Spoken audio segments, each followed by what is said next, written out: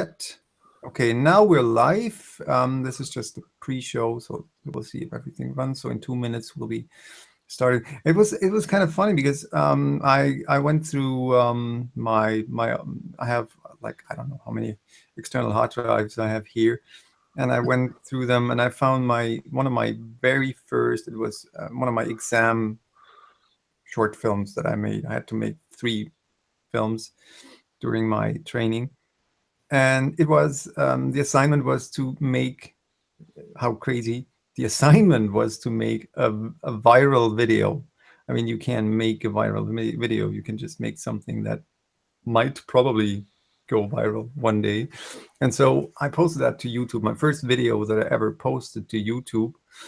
And it had like, in a couple of months, it had like 20,000 views or something. So that was still my most popular video that I ever made. And it had one comment. And the comment was shit. That was, and that's what, when I learned to, okay, I need to get a thick skin as well, because so yeah. But the thing is, if you yeah, thick skin is needed whenever you put your stuff out there. Definitely. It stops a lot of people from posting anything. It does. And that's a shame. Incredible. Yeah. That's a shame. That's what actually it was the conversation I had with the before mentioned friend. That there are some people out there who really spread negativity and inhibit others from posting their stuff because they always think they're not good enough. And I was just reminded to put my phone on silent. And it's just so many people just don't dare to share their stuff because they're so afraid of haters.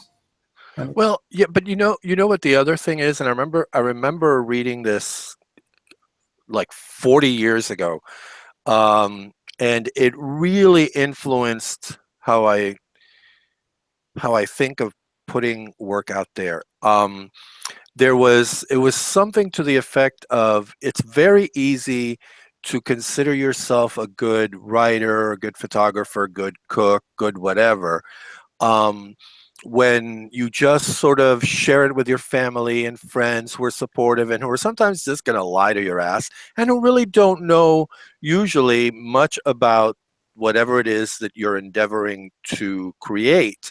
But it's really difficult to put yourself out there and risk not even just the haters, but risk being told by someone who may know, you need to do this, you need to do that, or you know what I mean? So there's that aspect of it too, I have to say, because for me, honestly, the haters, one of the things I do, and I don't know why some people, I don't turn on anonymous. I won't allow it.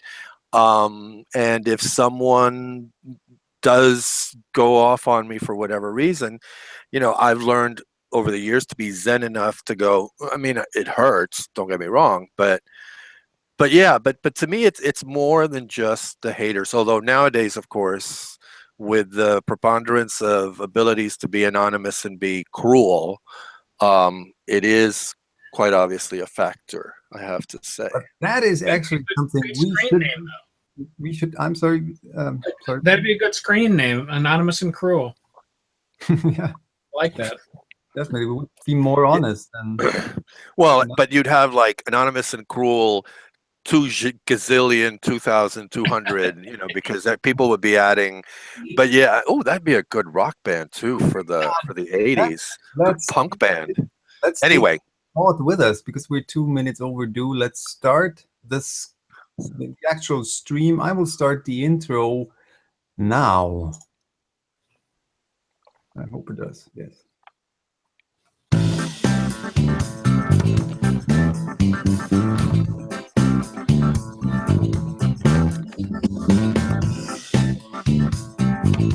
Hello and welcome to In Conversation 8 on January. No, not January. What am I talking about? April 15th, 2017. My name is Pete, I like pictures, and I am excited. Before I introduce grumpy old man Fern, I have to, of course, no, I want to, of course, introduce our very, very special guest. And I said it last time with the last in conversation when we had Christina on the show. And I said, she's definitely one of my favorite photographers on Tumblr. And I have to say the same is true today, because here is Billy Monday, who is definitely also one of my favorite photographers on Tumblr. Thank you for joining us. Well, thank you. I'm a grumpy old man also. So then we have three. I'm also. I knew it. Just grumpy. And this is, of course, Fern, Fernando, qbn-scholar.tumblr.com, admin of Luxlit.net. And today, I think we have to, usually as we do it, wrap up the last show. I got some very, very nice words for the last show, and also some really helpful and very constructive criticism about that. The last show was a bit unstructured, and we're going to work on that. And this one will definitely be more structured, and I hope it will be nevertheless exactly as exciting as the last show, because I really thought the last show was very, very exciting, and it was a bit too long last time. So this time I think we won't go 2 hours, but if we do, then we'll do. One thing before we start, I have to say, please, everyone out there who might be offended by nude photography, we will not only be showing talking about nude photography, we will also be showing something. So if you're not into that, you might want to switch off now or later. When there will be show notes, of course. I'm gonna mark in the show notes when we will be showing, or when Billy will be showing his work. So if you're not accustomed with Billy's work, billymonday.tumblr.com or billymonday.com actually also works, does it? It does. So I know, because photography is pretty tame. You know, Luxlit actually reblogged one of my photos today. So it's safe over there, right, Fern? I was just going to show that because I think it's a very tame photograph, and we actually there's no sexual intent in my work. No, but you know, but well, I'll just show the photo real quick. I'll share that because we actually, well, I have to admit, I'm the one who chooses most of the time the photo of the day. And I was absolutely blown away by this one photograph. So it was the photo of the day. Coincidentally, I honestly, I have to tell you, I did not realize that we were having this in conversation. Pete, if you want to let me share my screen. Please do. Or hold on. Which one is it? The little green button. The big green button, yes. And I want to share. Sorry, I don't have my reading glasses on. Share, and boom, and there it is. It is a gorgeous, gorgeous, gorgeous, gorgeous photograph. In part, I think because of the because of the primary colors. I not only love complementary colors, but I have this decades-long love of the use of primary colors, and it's just an amazing photograph. And I have to tell, and I hope you don't mind, but one of the things I really like about this is that I tend to critique stuff usually also from a cultural, gender, use of women, blah blah blah, and this photograph, even though it covers the woman's face and it's using the woman's body for a thing of beauty, it's also exactly that. It's not. It doesn't feel like she's being oppressed in any way, that she's being silenced. And I actually wanted to ask you how you work with models and how you get to something like this, because I don't have creative ideas like this at all. So there you go. That's all I'm going to say. I'm going to stop sharing, and thank you very much for being on the show with us. I think I'm not going to talk for the rest of the time. Thank you. I mean, I don't have much to say about how I work with models. I tend to have, especially in the studio, I tend to have a few concepts. And all I mean in terms of concepts is a pile of brightly colored fabrics, or you know, some strange prop or some particular lighting setup that I want to work with, and then I let the models go from there. In the digital age, it doesn't cost me anything if they do 100 poses that are no good, you know, aside from time, and it keeps it keeps things flowing. It keeps everybody happy if I don't complain too much about what they're doing. And then later on, I go through the ones and find what I like. I mean, there is some direction. And in terms of what you said about the way the model is portrayed, I often, with models who I feel like have a rapport with, I say to them that I'm intentionally objectifying them. But the intent, in other words, and to make that more clear, I really need a better way to put this, but to make that more clear, their personality, their personhood is not really the point of the image. It's their figure, and they're meant, in my mind, to be representative of all humanity in a positive way. And so things like hiding the face and turning them away, that's very natural in terms of trying to achieve that goal. And 9 times out of 10, they're not offended by that when I explain it that way. Certainly not my intent to portray anyone negatively ever. That's what I found. If I may chime in there, I had my first shooting with a professional nude model not too long ago, and I mean, I worked with actors for like the last 10 years, 12 years, frequently with all sorts of actors, really very young ones that just came out of acting schools to really veterans who were on stage or in front of cameras for decades.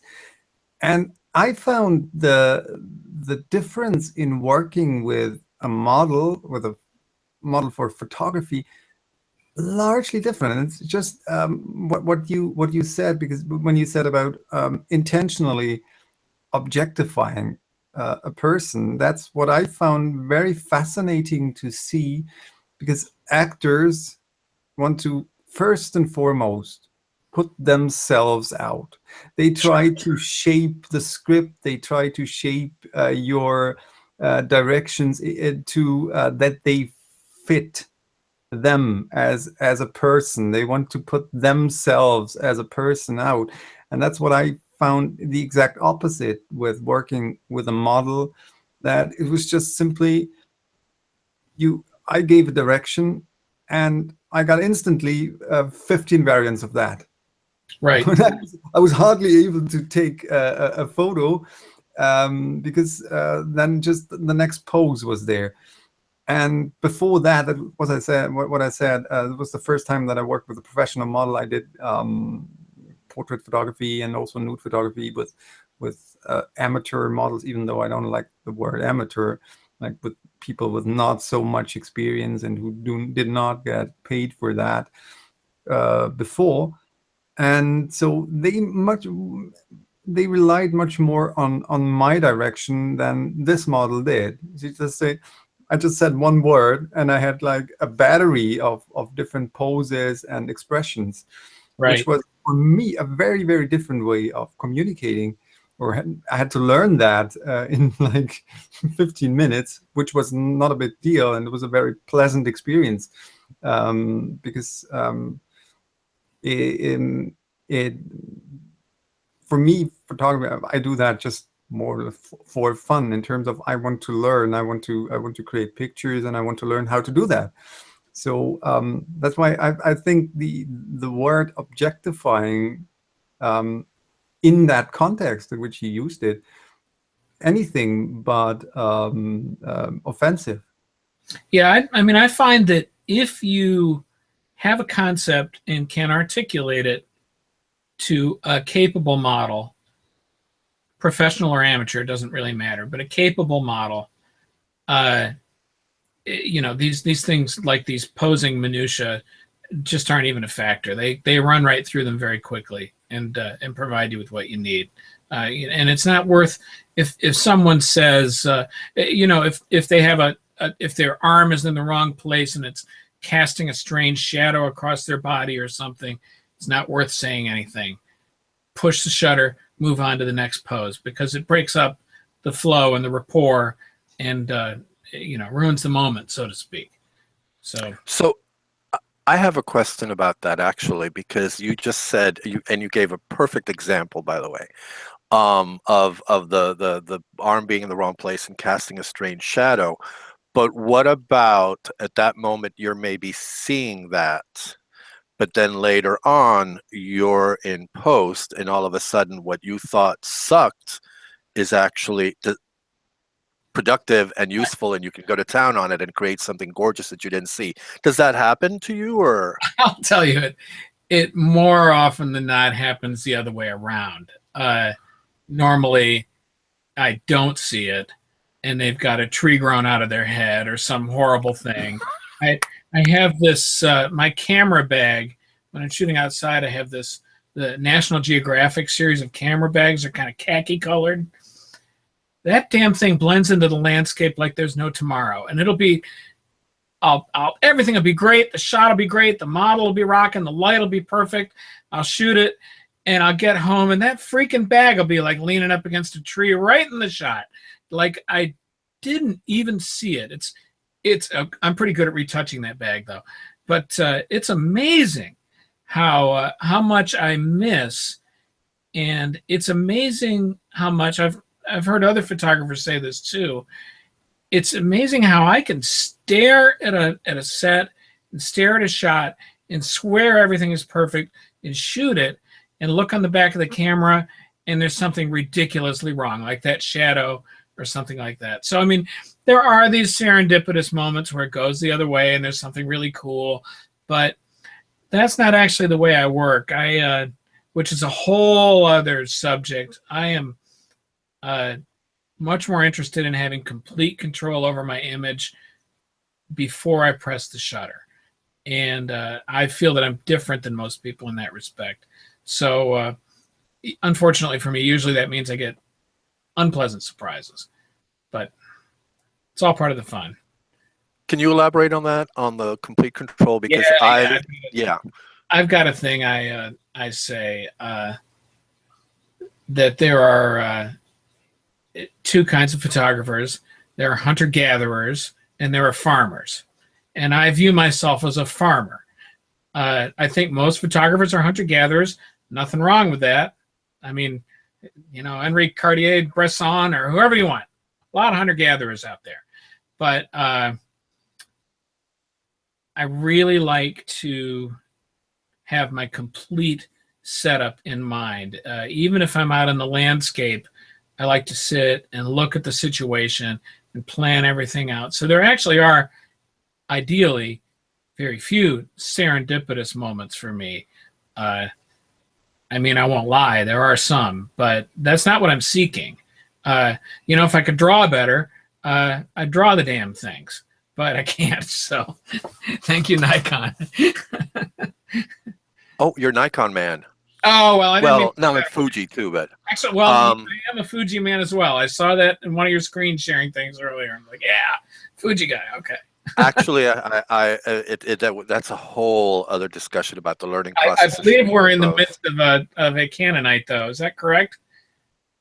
Yeah, who cares? I can't see what he. Yeah. Okay. So go ahead, Pete. I'm a Canon photographer, yes, but not because I'm a Canon fanboy, but simply because the first decent camera I got was a Canon camera, and I know how to work with that, and so I will just stay with Canon. It gives me the pictures I want to, but not because the camera, but because I can work with that. And I bought that camera actually because of video, because back then I had an assignment for how do you say corporate films, and the guy I was shooting with had a Canon 7D, and we said okay, and I had my big ass Sony camcorder, and we said we have to produce footage that matches, and matching HDV, back then it was HDV footage, and DSLR video footage is not that easy. It's possible, but it's just crazy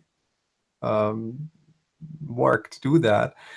And so I bought that Canon 550D, the Rebel T2i, which was capable of shooting full HD video. And then I realized a couple of weeks later, well, you can take decent photos with that camera as well. And that's when I got hooked on photography. Again, I was in my teenage years, and so, but that's what I showed. Just like, it's not mine, but I borrowed it. That's some serious gear there, man. That's some serious gear. Again, it's not mine, but I enjoyed shooting, or enjoy shooting with it. I borrowed it for shooting with it. So I wanted to go back to what, sorry, and by the way, Pete, yes, that's exactly what happened to me with Nikon. The first camera, my D50, which is my baby, and the D55 got great reviews, and I'm like, you know what, stick with it. But I also bought the Fuji, so yeah, I'm broadening. Never be a gearhead, but anyway, so Billy, you when you were talking about that, and it's funny that you said that if you could draw, you would draw them out, because and Pete and I go off on these tangents of ways that photography relate in a broader sense to cinematography and other images, image-based arts, and even writing. And you made me think, while you were talking about that, control of Alfred Hitchcock and the fact that he would do drawing boards he was a control freak. Not that I'm saying you're a control freak. Do you ever do that kind of planning?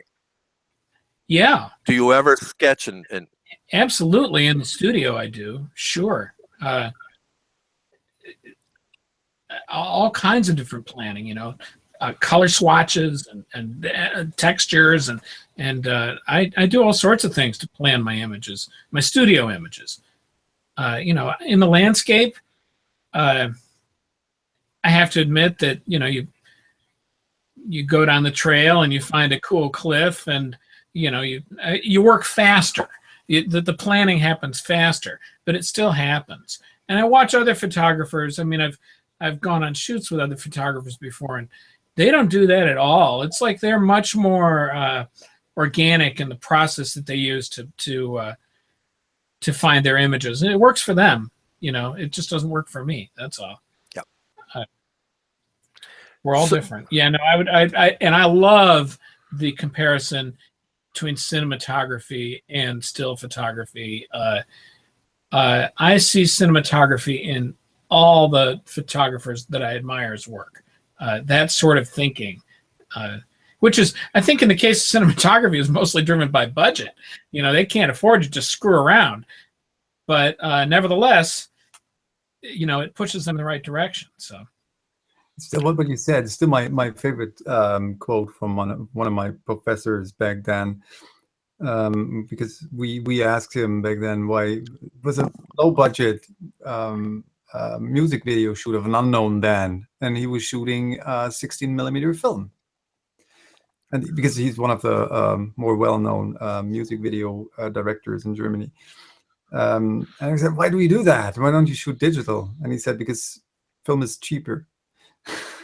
Because you plan more, because film is actually pretty expensive, right? So you plan more, and so in the end, the material might be more expensive, but film is more forgiving if it comes to light. So we don't need as much lighting equipment. We don't need as much staff behind that. So all the people who set up the lights, or the lighting staff, and so in the end, film is cheaper, and that's why we still shoot film. So that was kind of a fascinating thing. That's an eye opener. Yeah. I have a question for you, Billy. what is the difference for you between shooting people with and without clothes? You know, I noticed that you said we were going to discuss portrait photography as well as nude photography. And I was like, man, you know, I don't shoot a lot of people with clothes. Sorry. I mean, I know that sounds, you know, risque or something, but as far as my personal art photography goes, I find clothes to be very distracting. And I mean, I laugh because I know how that sounds, but clothes are a distraction from the human figure to me. The color alone just throws me way off. I have one model who trades her time with me, and she wants me to shoot fashion for her, and then I shoot nudes for me. And I do it because she's a good model, but damn, the fashion just is very distracting to me. It's like, I don't know what to do. What is this blue dress? What kind of backdrop do I want here? Or we didn't plan the right shoes to go with this thing. I don't, and I just get, I get all turned around. And so it's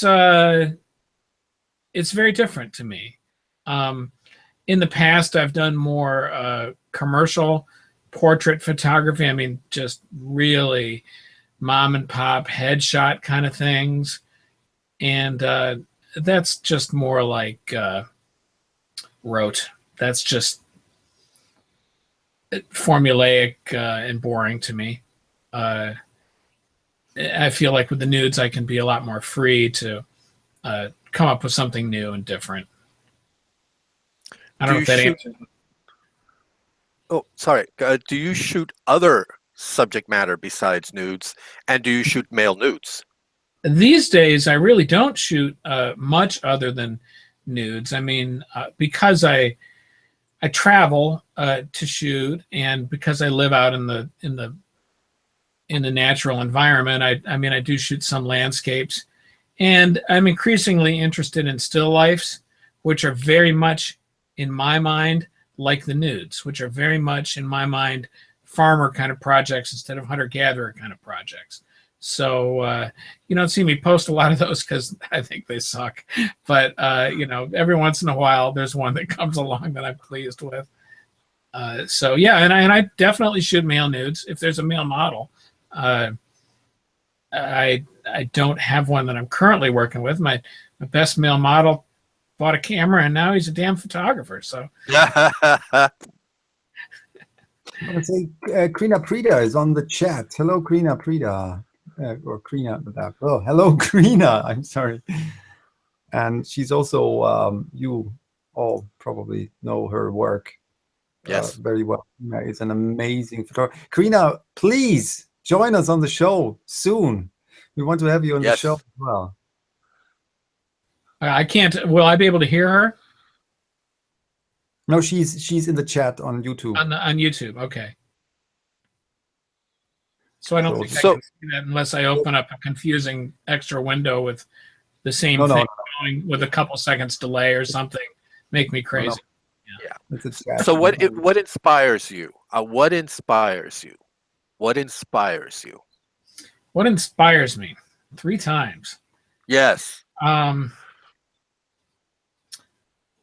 You know, I get a lot. I get a lot of inspiration from classical paintings, from classical art.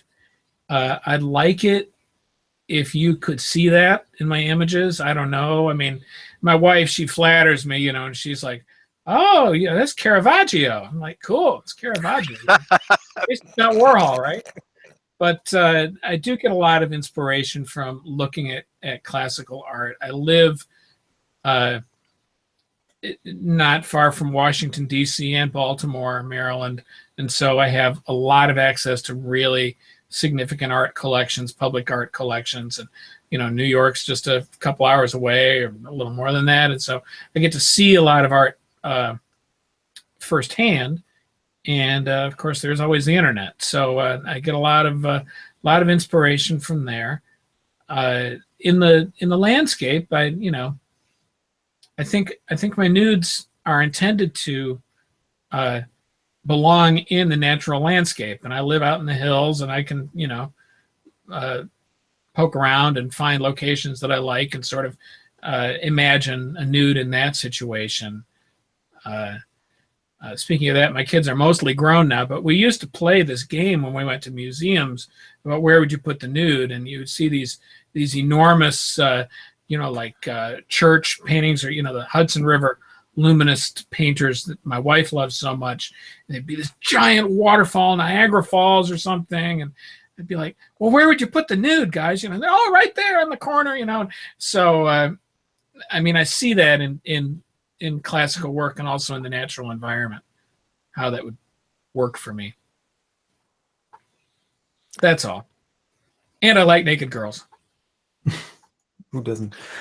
Actually, no, I have to tell you, some of your photography reminds me to this day, to me, this is a weird confession coming from a gay man, but to me, sex is Ursula Andress.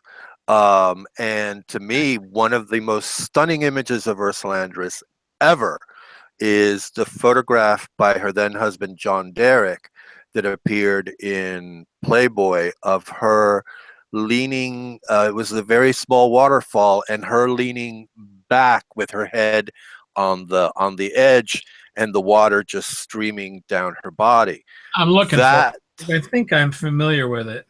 Oh my God, that image. And actually there's the other one which is my favorite, one of my favorite photographs of her as well, which is just her shoulder, and it's a portrait. You see her shoulder from behind and her looking over her shoulder at something, but it is so, it's stunning. And your photography takes me to that, because there's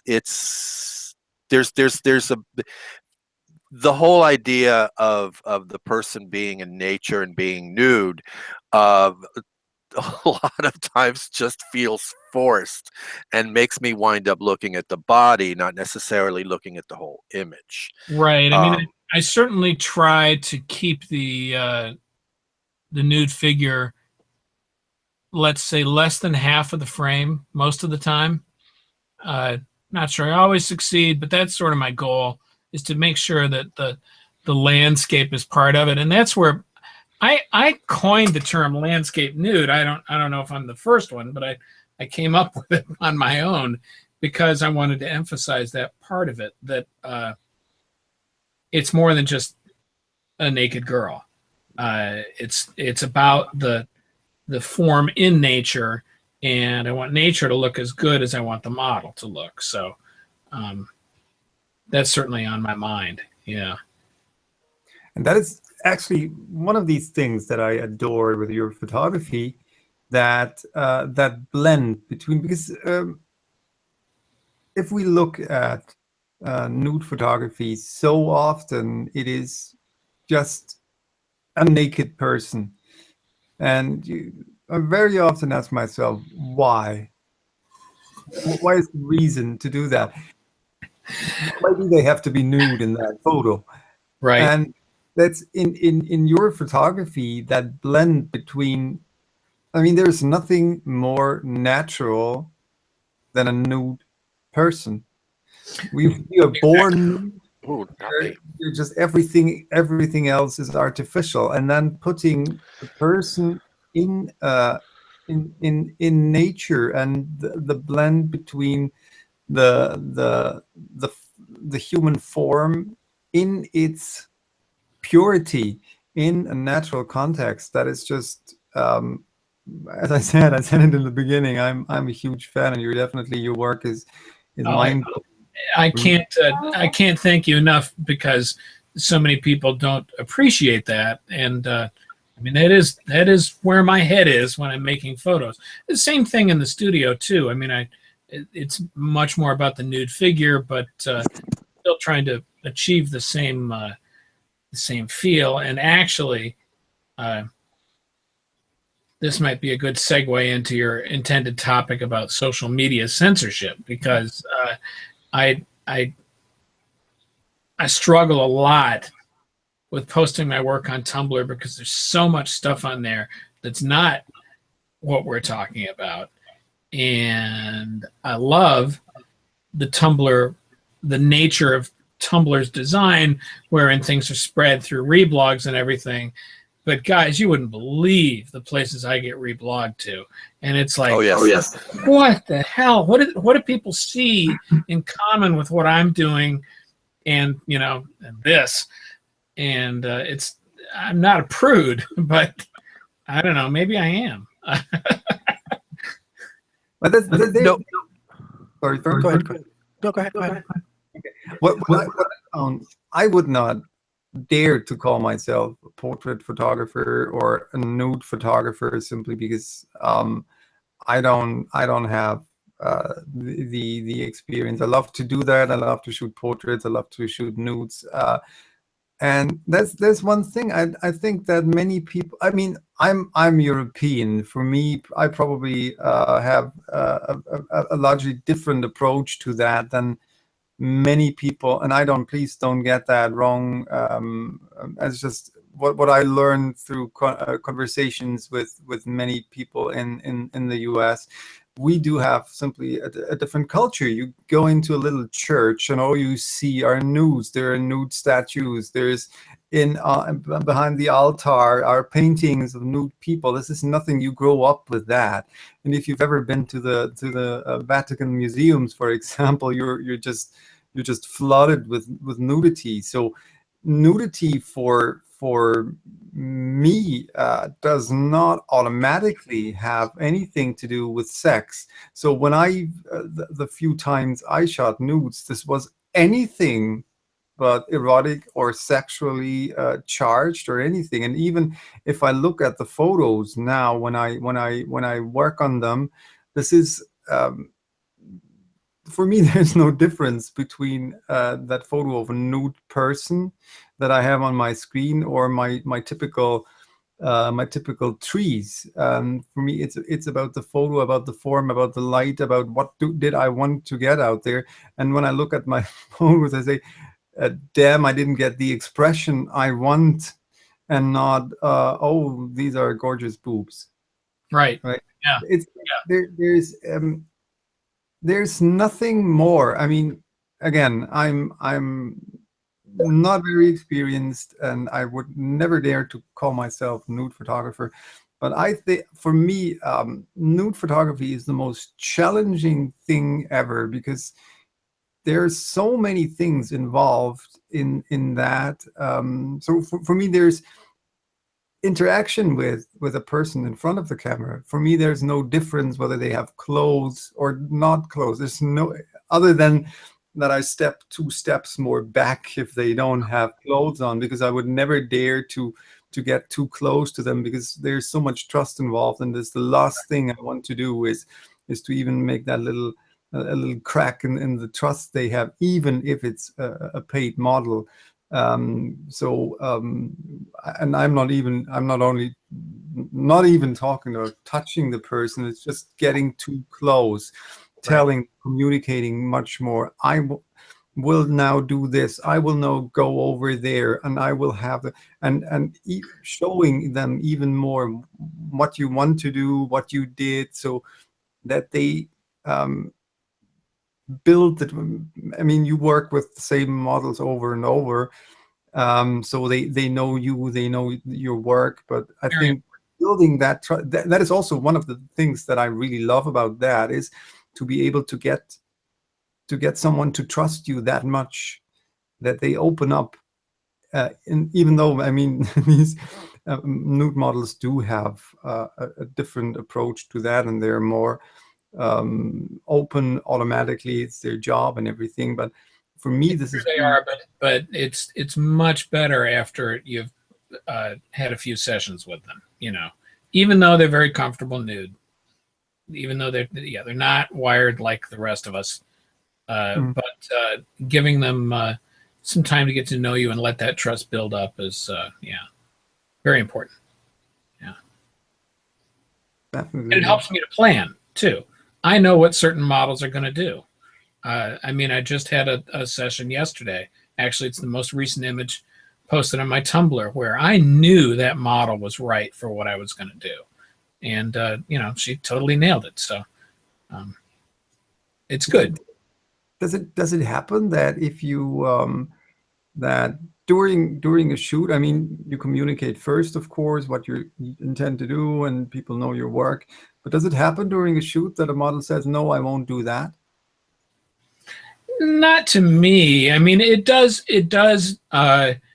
happen that the model says, you know, I'm freezing my butt off out here in this waterfall or something like that. And then, of course, fine, it's, you know, we're done, because you can't get anything good out of them anyway, and you don't want to, you know, make them miserable, of course. But I don't shoot anything that's very controversial, you know. I mean, as long as you're comfortable being nude in front of me the way you might be nude in front of a doctor, you know, in a relatively clinical situation, then it doesn't challenge anybody that way. But sometimes out in the landscape, it's, you know, uncomfortable. Fire ants crawling up your leg or whatever, you know. It's all part of the adventure.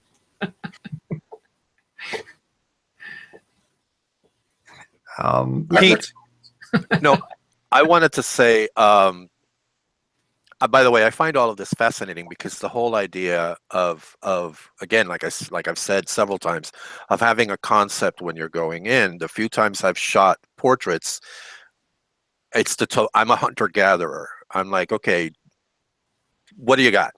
Right. But I will say there is something in the person that draws me to take that portrait. But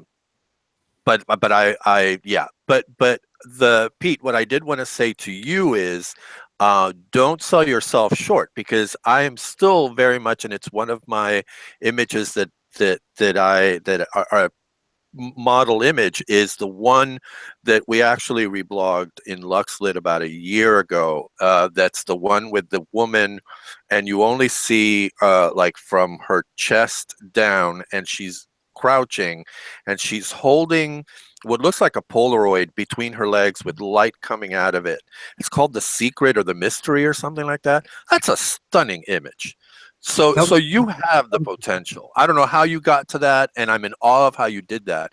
But again, to me, y'all just fascinate me the way you come up with this stuff. Actually, the PWS Fine Art Nudes birthday, and I don't really have to do a lot with that blog. I just well, it's running under the PWS banner, and I also have access to the blog, so I sometimes reblog. I usually get like I wanted to say weird looks, but it's not possible over the internet because I want to reblog each and every of Billy's photos to PWS Fine Art Nude. Thank you. I really mean I think that. you should go for it.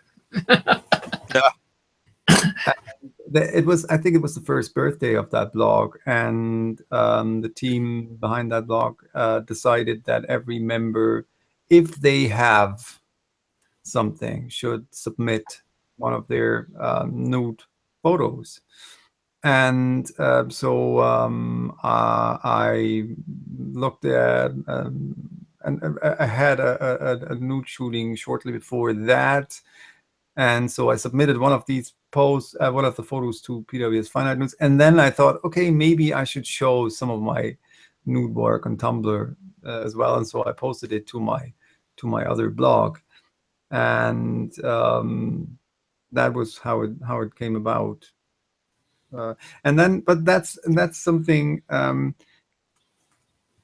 instantly after I posted that photo to my secondary photography blog, I suddenly had a shitload of really strange followers on that blog.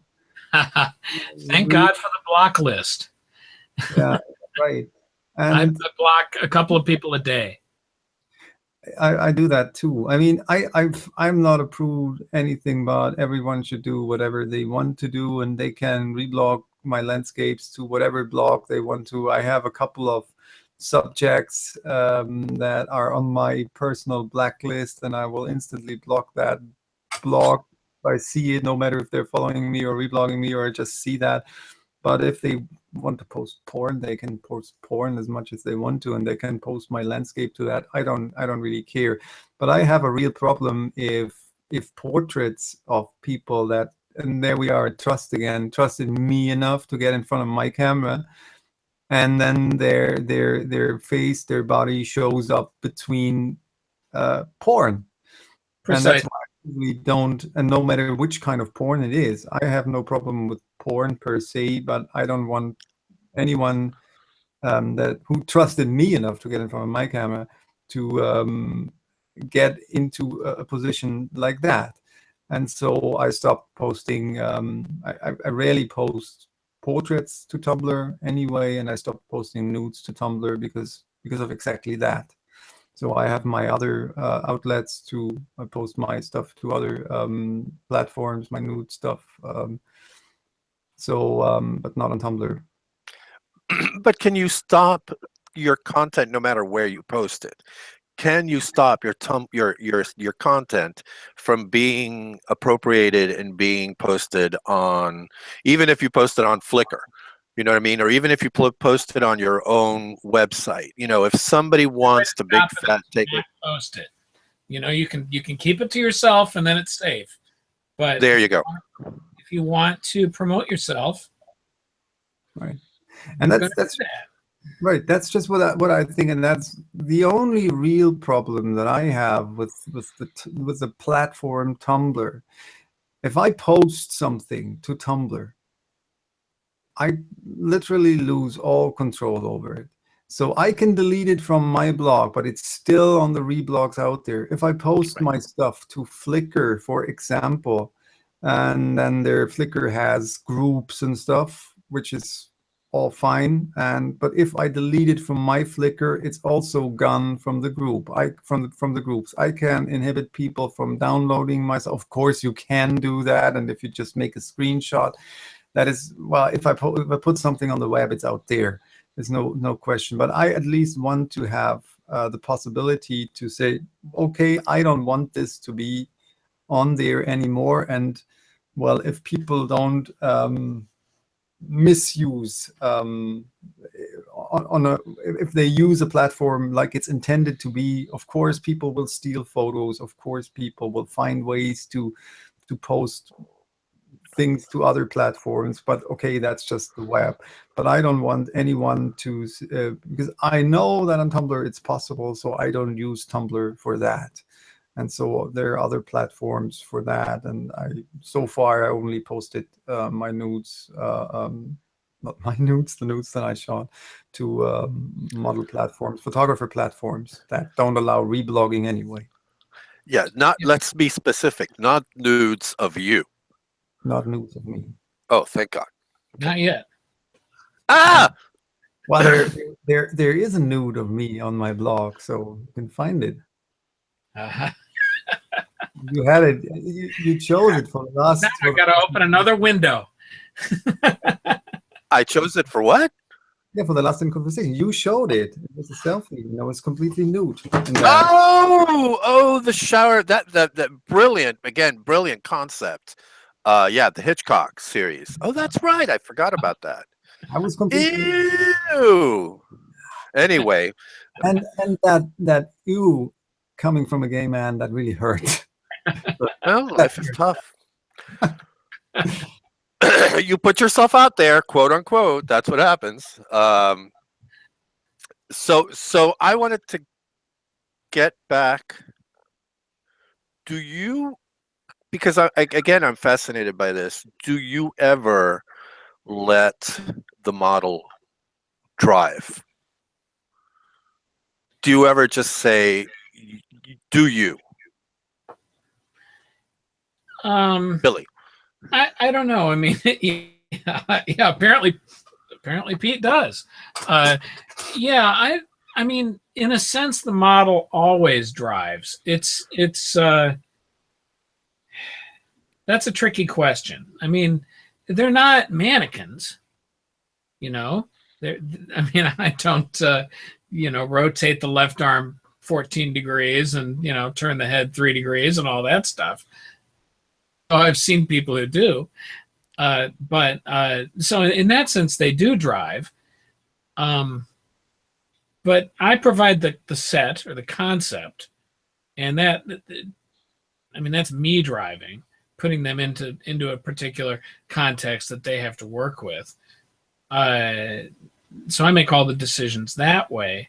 So I mean, that's a difficult. It's a team effort, I guess, is the accurate way to say it. I mean, that's a difficult way to term it, is in terms of letting them drive. I'll tell you one thing I've learned the hard way is never let a model choose a location. So, for example, if I'm traveling and there's some model I'd like to work with, and we're in, you know, some fabulous natural environment that I'm not familiar with, don't trust her to say, oh, I know all the places, we can go here, we can go there. That has, with the exception of one model, who I guess I can say her name. She uses the name Mila. She's from Upper Michigan. Accepting her, every other model has done that, has had no idea what kind of thing I'm looking for, you know. So that's the kind of thing that has to come from in here. So I guess I'm not giving you a very helpful answer. It's a team driving effort. Oh, and I've lost your audio. Fern is obviously muted again. Or forgot to there it is. Okay. Right. Yeah. No. You it was very helpful. But I find it interesting what you said, because immediately when you said that about the model, the fiasco of the model choosing the location, I can also think of immediately the fact that, or what I thought of immediately was the fact that perhaps it's also because the model is thinking about the beauty of the place and not thinking it's a photographer. Right. They're just not inside my head. That's all. Well, it's the other thing. Yes. It's good for them that they're not. Yes. Better not in there. I don't know you well enough, but I'll accept that. But that's a good point too, because you know that's one of the things, and I'm sure the two of you and Karina and a whole bunch of people have been through this. I always, although it happens less now, excuse me, but when I first started to photograph, a little bit more, I guess, seriously, a lot of people would come up, oh, you should take a picture of this, and oh, you should take a picture of that, and I'm sitting there going, really? I mean, not a bad idea. Take a picture of this. Yeah. Yeah, you take the picture. I mean, and I remember talking to a colleague former colleague who was a photographer, and it was that whole thing. Basically, you're not inside my head. And even from one photographer to another. Well, I mean, one photographer to another, I don't think I've ever had anybody say it to me, oh, you should take a picture of this. You know, maybe you might want to visit this place, or, you know, something like a suggestion. But right. You know what I mean? There's yes, the inside the head thing. Yes. Let's get to back to social media, because what always fascinated me, and we were talking briefly before we started the stream about what can we show on YouTube. YouTube's guidelines are pretty blurry. I didn't know, because when, of course, I did some research, especially on what can we show and what can we not show, and so there's nudity is allowed on YouTube as long as it is in an artistic context. Now is the question, what is an artistic context? There's this one thing, and I found that I searched for it, but I didn't find it today. It was probably the most. It was hilarious on the one hand side. On the other hand side, it was actually pretty sad. This was this. I saw this post on Tumblr. It was a photo of two nipples, and the headline of that post was, "These are two male nipples. You can cut them out and glue them on your female model's nipples, so then you're allowed to post them on Facebook."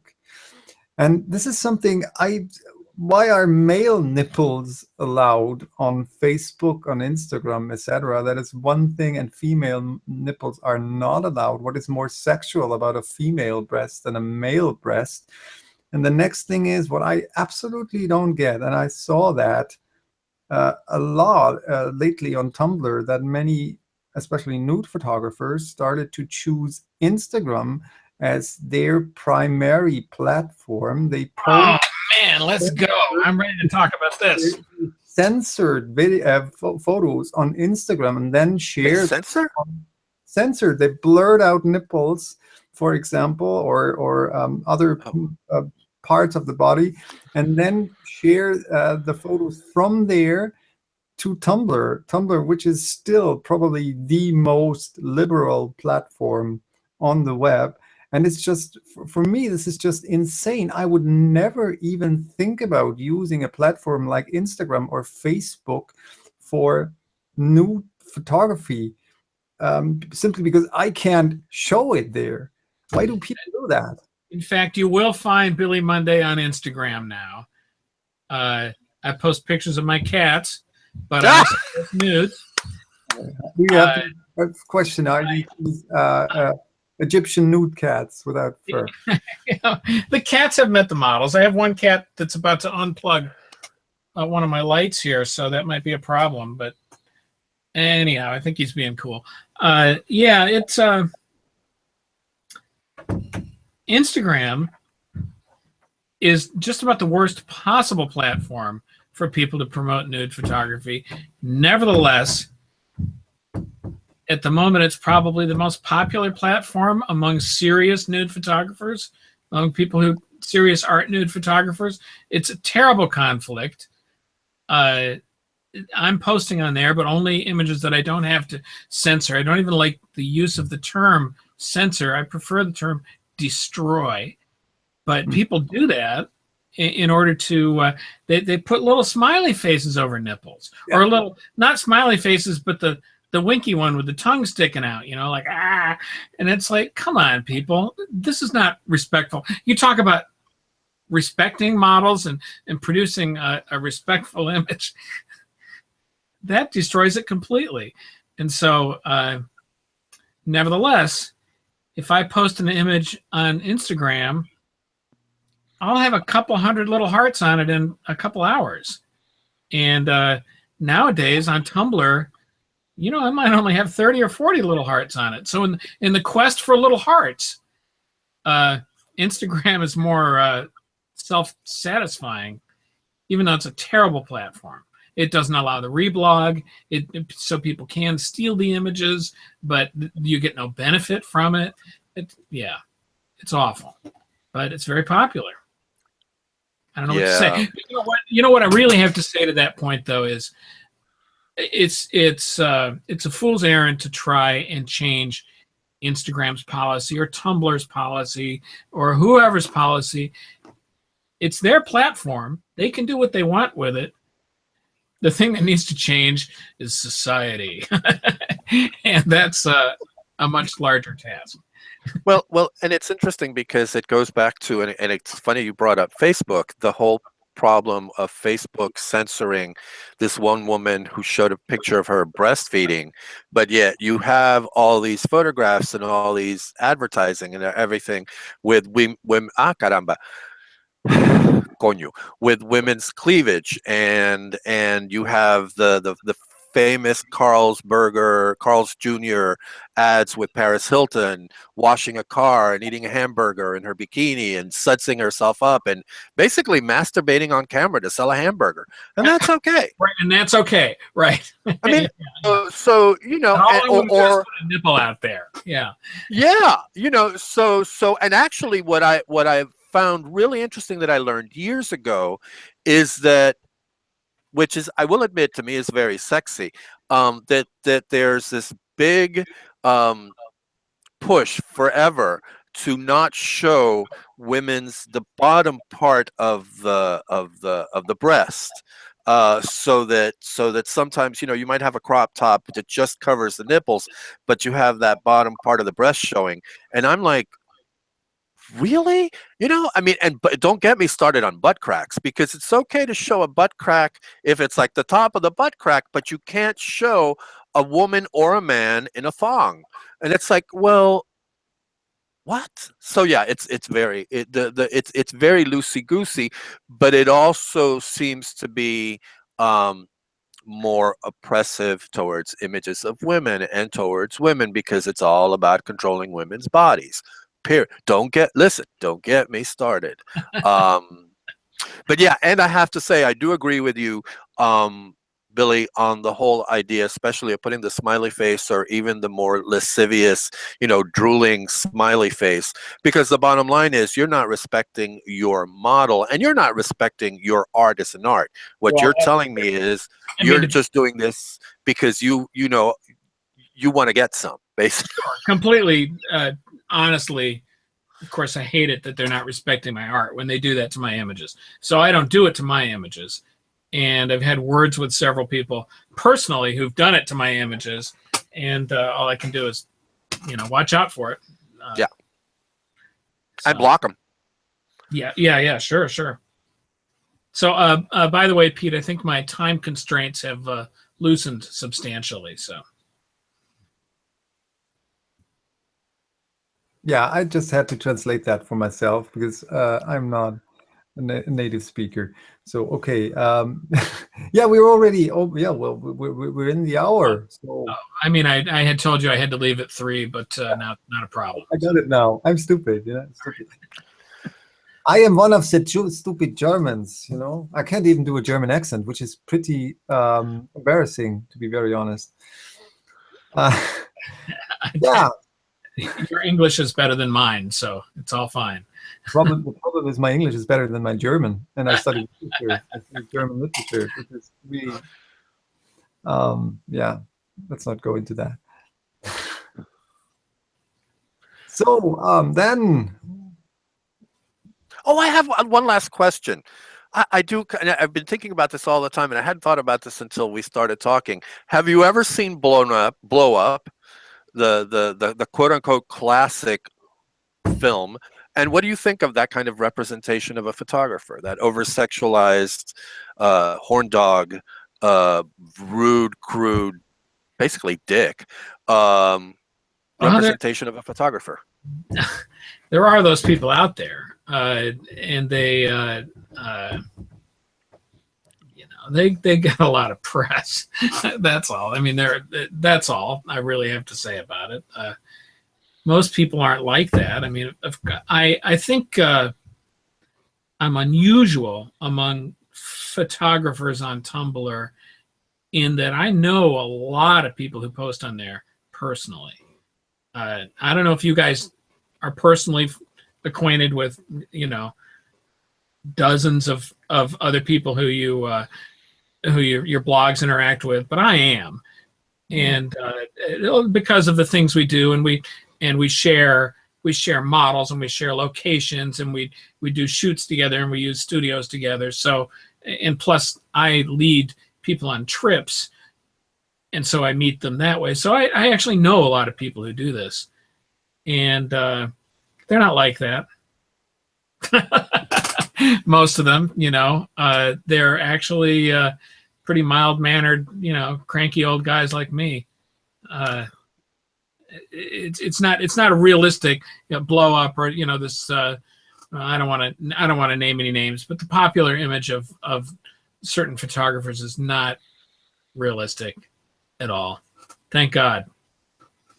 Right. It's not that they don't exist necessarily, but yeah, okay. I mean, in the world of nude and model photography, there's a thing called a GWC. I don't know if you're familiar with this. Yeah. Guy with camera. Oh. And that's all they are. They hang out on Model Mayhem, and they do their thing, and it's not representative. What is Model Mayhem? Oh, I shouldn't even talk about it.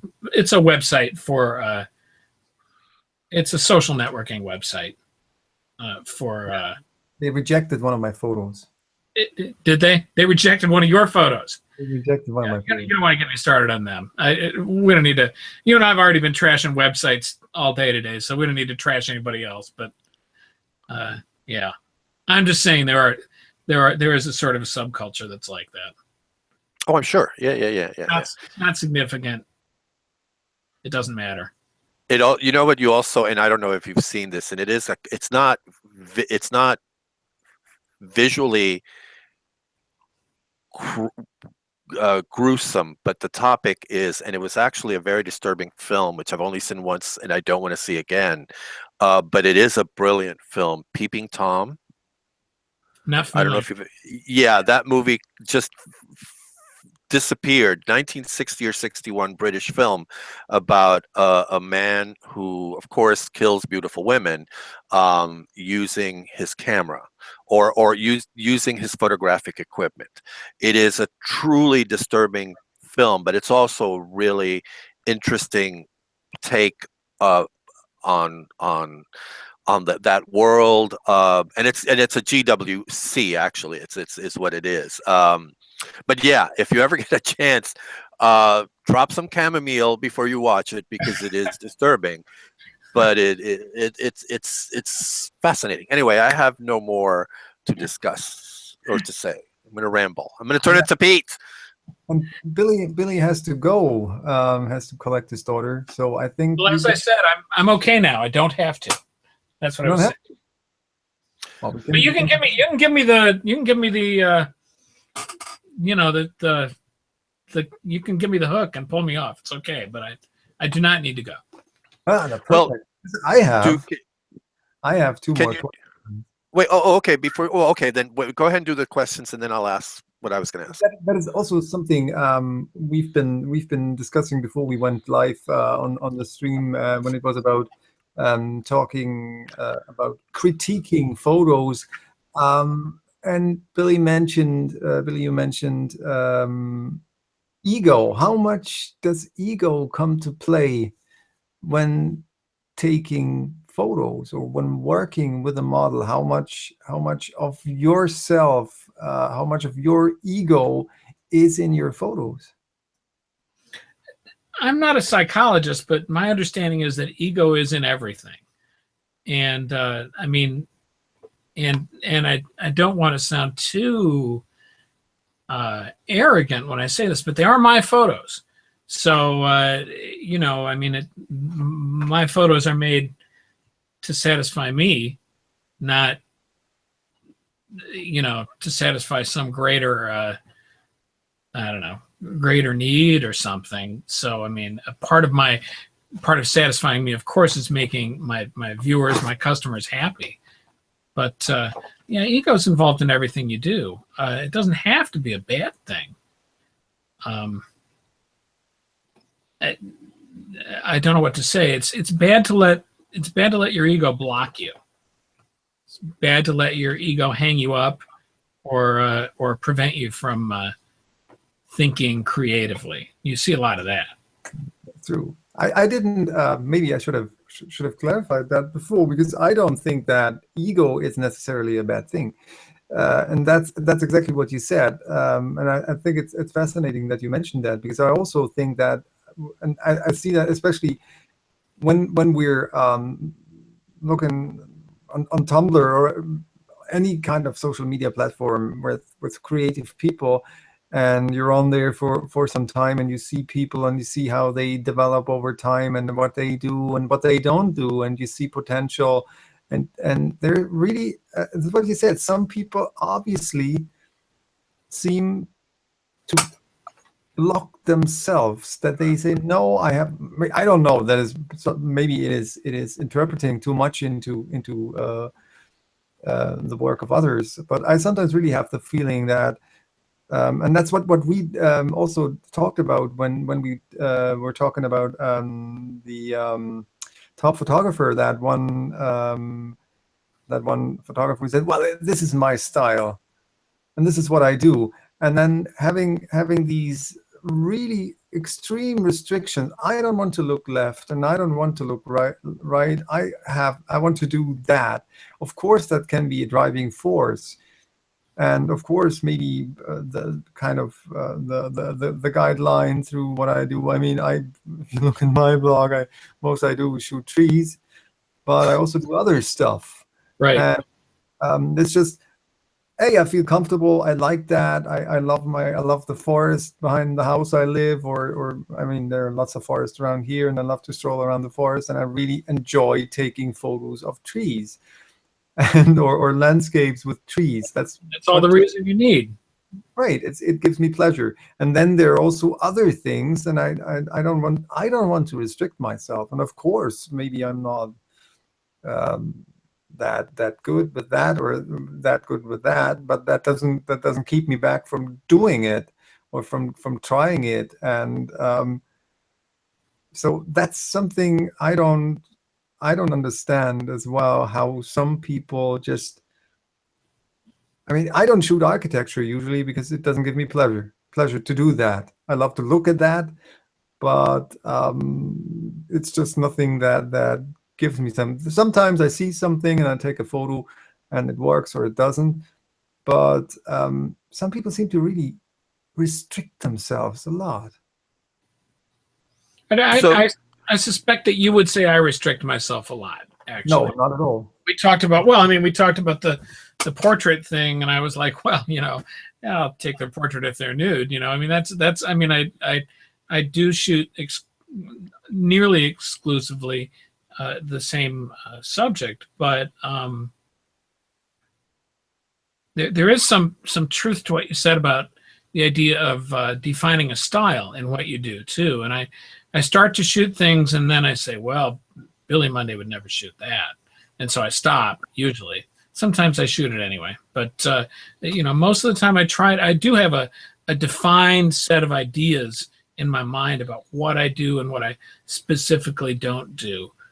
You don't see what I call the hand of man in my outdoor images generally. My landscapes tend to not have structures or man-made things in them. If they do, they're usually very weathered stone or something that's very organic looking anyway. You know, I mean, I have certain things I look for and certain things I reject, strictly because I do want people to look at my images and say, oh, that's a Billy Monday nude. I'd like that. I'd like for that to happen. Yeah, but what I meant was rather that some people say, of course, that comes to play with that, but just not even considering to do something, because right. I think that is it doesn't matter if you do it or not, but some people just, I mean, they just close, or it seems to me, and I know a couple of people, not necessarily photographers on Tumblr, but in other parts of art, who say, yeah, no, I would love to do that, but no, that's just not my thing. But I would love to do that. And then why don't you do it? And at least try it. Yeah, sure. I can, and I would.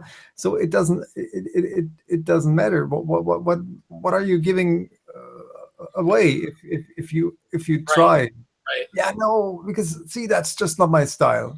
So what the fuck? Right. Why are you alive? Yeah.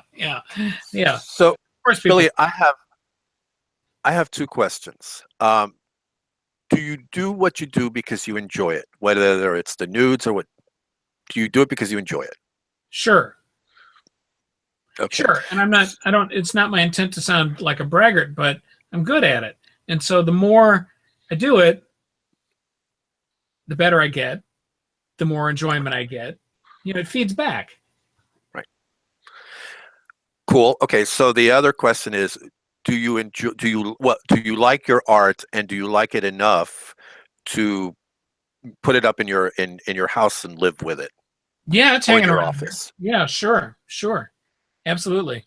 Here on the walls in the house and the walls of my studio. The studio's odd because it's a storefront sort of situation, and strangers come walking in sometimes for odd reasons that, you know, they're not looking for me, they're looking for something else or something like that, and they see my stuff hanging around in there, you know, but I can't, you know, I can't do anything about that. But yeah, I definitely do it because I love it. It's funny. I don't know if you guys have this sensation, but sometimes you make an image and you work on it and you think about it, and then you just kind of sit back and enjoy it. And this happens to me all the time, and it's not because it's a nude woman. I sit back because I'm probably unreasonably proud of what I did, and just happy to, you know, happy to enjoy it. Can I chime in here? This is one of my biggest pet peeves of all time, that people who bash you for being proud of your own art. Why? I put time into that. I put effort into that. I put emotion into that. I put sure. Nice camera. You must have a nice camera. Yeah. Like, oh, these are great photos. You have a great camera, don't you? So yes, I do, but I also know how to operate it. So thank you. Sorry, I have to move a cat. Okay, sorry. Okay, I've got him. Why would it be a bad thing to be proud of your work? People are proud. This is my house. I earned that, and I worked for that with my 2 hands, and I saved 20, 50 million thousand. And I built that with my. So why would it be a great thing? Why do people even think about whether it's? I'm proud. I'm not proud of every photo I took. I'm not proud of every 10th photo I took, but there are a couple of photos that I'm really damn proud of, and I really, when I sit back, I sit back because let's take landscape shots. Let's take nature photography. I'm in the forest. I see something. I have a feeling, and I was able to capture that emotion that I had in that moment.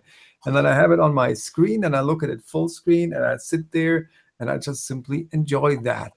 And it's the same with my writing and stuff that I do. It's just that's if that isn't the benefit, I don't care if my photos have 10 likes, 100 likes, 1,000 likes. If I love the photo, then this is more than enough. And if, of course, if other people like that as well, and I get something out of that, and I was able to evoke emotion with that, and people tell me that they love it, then of course this is also an amazing thing. But first and foremost, if I was able to achieve what I wanted, how amazing is that? And why wouldn't I not be proud of that? And let's not forget, you went to substantial effort to achieve that, which the casual viewer doesn't understand. But you dragged yourself out into the woods at 5 in the morning, and you fell down a hill, and you lost your lens cap, and your shoe was full of mud, and I mean, you go through all this. Sometimes you go through a fair amount of misery, and certainly personal experiences that are internal to you, that you'll always remember. All these things are tied up in that photograph too. So of course you should enjoy it, even though you did lose your lens cap. Right. Lens cap. Yeah. So that's what we were about. Kind of fascinating. I think it was the second to last conversation when we were talking about analog photography, and I think that is one of the reasons why so many people, they say go back to analog. I don't think that they go back. Why? It has never been dead. It is still there, and it will still be there. So why say it as if it is something that is that? It coexists, and it has become smaller than digital, of course, for various reasons, but shooting analog is more time, more effort, more money, more everything. And so of course I get it if people who shoot analog do put more of themselves, or seemingly more of themselves, into their photos, and so are much more proud of that. And that's why I still shoot film, I still shoot analog, which is fine, of course. And I can absolutely feel that, because I put a lot of time and effort into my digital photos, because I sit there sometimes an hour or 2 on one photo and work on that. So I can absolutely feel that. An hour or 2, really? Nah, not 2, but an hour. I sometimes spend an hour on a photo, yes. Certainly an hour or 2 in my case, yeah. Really? Yeah, on an individual photo. If How you much? know, How much? to me.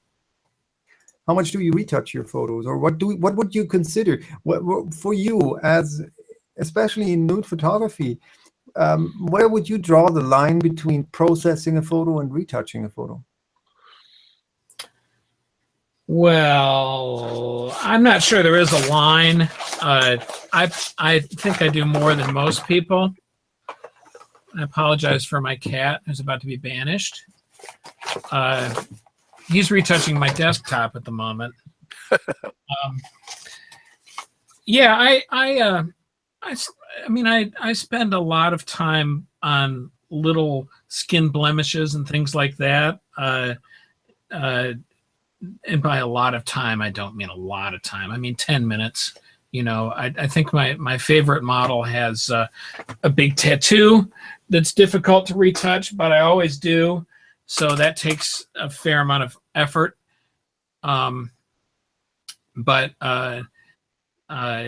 in terms of creative processing, I spend a lot of time. I play with color a lot. Hopefully you don't find it too offensive. I know that some people think I kind of overcrank my photos, but you know, I try a lot of different things with color and with texture. Looked at one of my photos. What do you think that I get? No, you're definitely a processing guy too. Yeah, Absolutely. Yeah. So I actually wonder if you know a gentleman in Germany, Dirk Wustenhagen. Yes, I don't know. I know his blog. Yes. Yeah. No. I mean, I love the stuff he does, but again, he's a processing son of a gun. He spends a lot of work on those things, you know. So I mean, there's an appropriate place for it.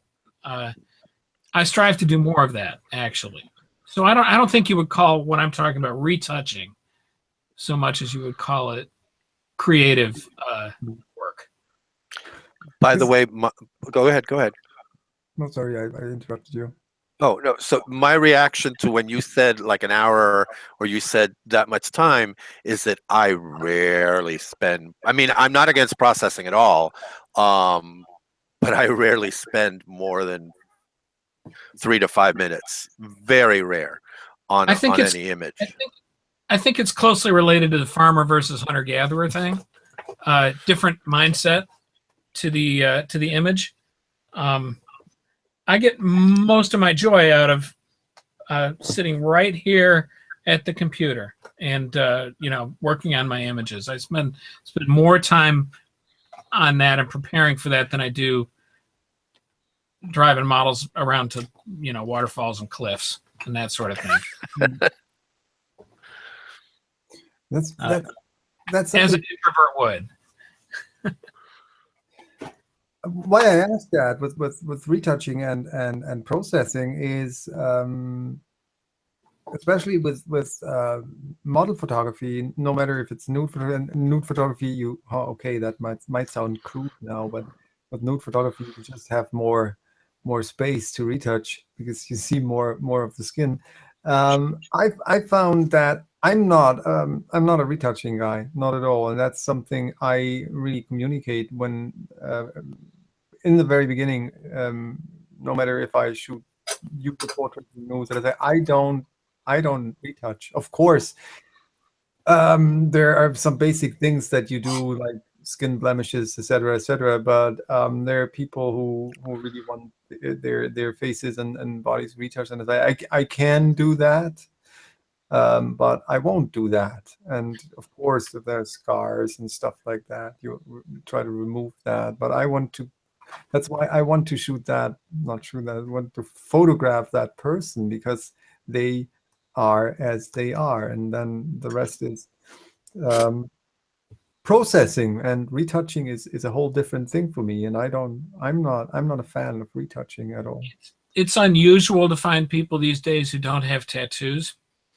At least younger people. And right, yeah, exactly. And so a tattoo is an identifying mark, just like a face. It's a personalizing mark. So it's not generally appropriate for the kind of thing I'm trying to do. So I have to retouch them. And sometimes, man, they're really in awkward places. Sometimes they're, you know, a couple clicks of the healing brush and they're gone. sometimes it's a whole nother problem. Yeah.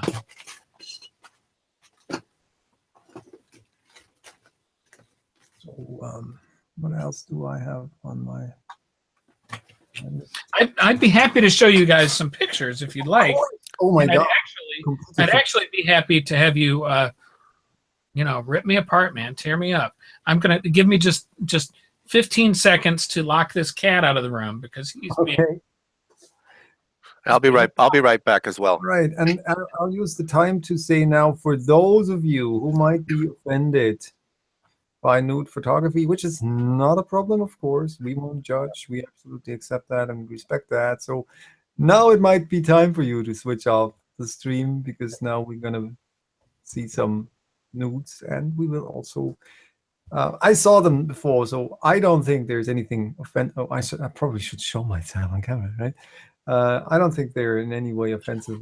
If you are, you know, Billing's work, you know, that is really absolutely deserves the term fine art nude photography. So and so, thank you. Yes, it's tame. The cat's been locked out now. He does know how to open the door, but doesn't seem to be interested. So I'm tame, or my stuff is tame, but my stuff is way more edgy than yours, definitely. And I don't mean that because many people say edgy as being a quality thing. I don't think that edgy is necessarily quality. It's just a different approach to that. And again, even model made, right, because of one of my photos, which wasn't even aware what they saw that this is in the photo. Who knows? It's all so subjective.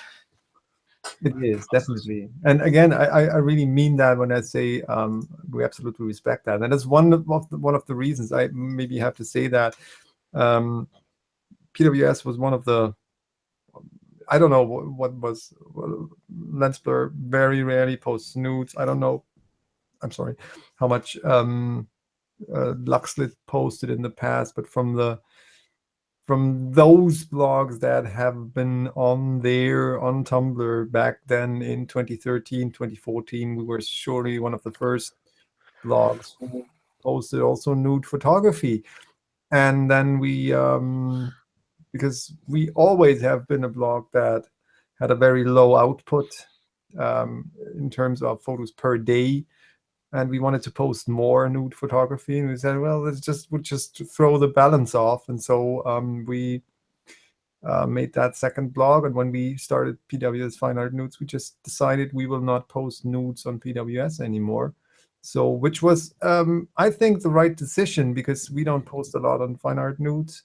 Well, there was a lot on PWS. So if you want both, you can follow both blogs. And if you want just one part of the coin, you can really choose. And I think it was a good decision that we made back then. Yeah, there was a time when Tumblr particularly cracked down even on sites like yours, you know, and the safe thing to do was to split it into another blog. Yeah, I understand that, and I appreciate that you guys do that as well. I mean, we were safe. We just switched the reflect the blog adult oriented, and we were fine. And I think it's everyone is entitled to their own opinion and no judgment. That's also something. I mean, if we as in people who shoot nude photography or show nude photography, we don't want anyone to judge us. So who are we to judge others if they say they don't want to see it? It's the same thing. So that the people decide what they want, and then right. Very simple. And it's always important to remember in this particular platform that you are dealing with a worldwide audience, you know, with people from all over the place. So yeah. That's interesting because that question of what to post, and when I took over 2 years ago, Luxlit was already posting nudes, and I know I was with Lensblr for a year and a half, and they were posting nudes, and So to me, the question never came up of whether to do it or not. What eventually started happening once I took over as the gatekeeper, as I think of myself, for Luxlit, is that I started to choose more. I mean, sometimes they're just beautiful nudes like yours, and sometimes, like, there was the one photo of the topless woman who was older in a wheelchair, or some older folks, or, you know, some images that to me were still art but were not necessarily the mainstream new, you know, art nude. And but then again, even now with the and I have, and again, if any of them are watching, I am so grateful to the Luxlit crew because they trust me. And but for the idea of posting more political stuff, although again, it's not heavy-handed and it's more about creating bonds, but still about politics.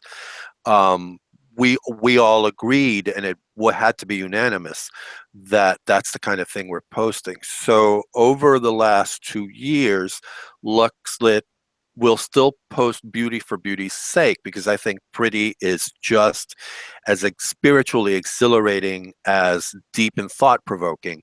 But there's also certain lines that at least I will not want to cross and will not allow to cross, because of my full understanding of what you just said, Billy, that there's a broad audience out there, and I am not going to impose, as much as I think a subject is important, and let's say it's even nudes, I am not going to impose mine or our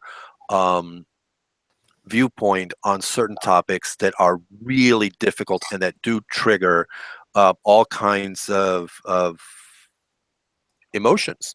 Sure. I feel a great responsibility for that. So it's a fine line, but I think, and I would like to think that we walk it respectfully. And I have to say, also, people have a choice, and I don't mean that in any bad way. You know, if you don't like what we're posting, that's fine. If you do like it, then join us. You know, but we have gone a little bit off the mainstream in some respects.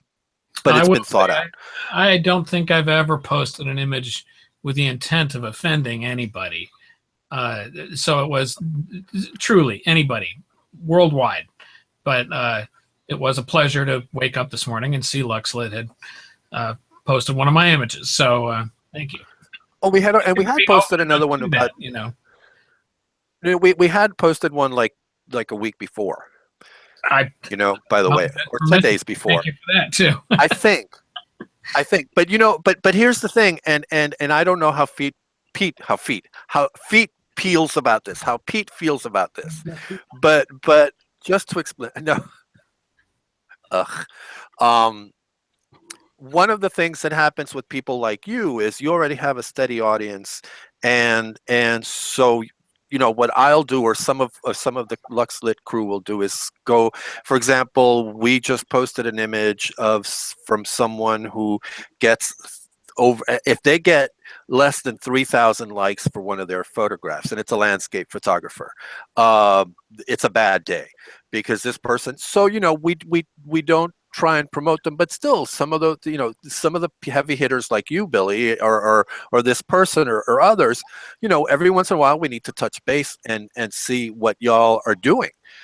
And so so sometimes, yes, we will reblog the people who get the large counts, or we will reblog a photograph that half the world has already liked, because it's still an image that we think is artistically worth a look, and something that will teach us something. Well, thank you. Does that make sense? Yeah. You guys want to look at some pictures? Yes. So I don't know what I can do here. I can share my screen. And I have a Lightroom. there's a tab on the right. Hit that tab, and then it'll let you Earlier, select I was whatever. Oh, I see what I have to do. On the left, the green screen, Yes. green share, and then you have to I click. apparently have to maximize my window before it gives me the option to choose that window. No. Once you hit share, Yeah, I'm with you. I'm with you. Like that when you were still you go. acting, Fern. Yes, here we are. there we go. So you're looking at a bunch of naked people. So I don't know where to begin. Oh, it's that one. I don't know. Sorry, scroll up. I absolutely fell in love with this picture, and it was hard for me to decide which one should be photo of the day. Keep going. It was that one. That one on the very right, the woman holding her hands up. That image is stunning. This one. Yes. You like that? Okay, it's so very Art Deco, so very not about the nude body, even though yes, you do see some nipples. It does kind of have that Art Deco thing. It looks like an Oscars statue. Yes, it's also very Man Ray to me. You know what? This is actually interesting because it goes back to the discussion we had earlier about who's driving. I didn't tell them. The model is Zoe West. She's a professional fine art model, a very good one. And she, I didn't tell her to cover her eyes like that or to do that particular thing. What I did do was set up the lights so that, can you see my cursor? Yes. Does that show? So, I mean, I set up the lights so that I had this large dark area down the middle, which this is actually part of a series that I call Rorschach Test.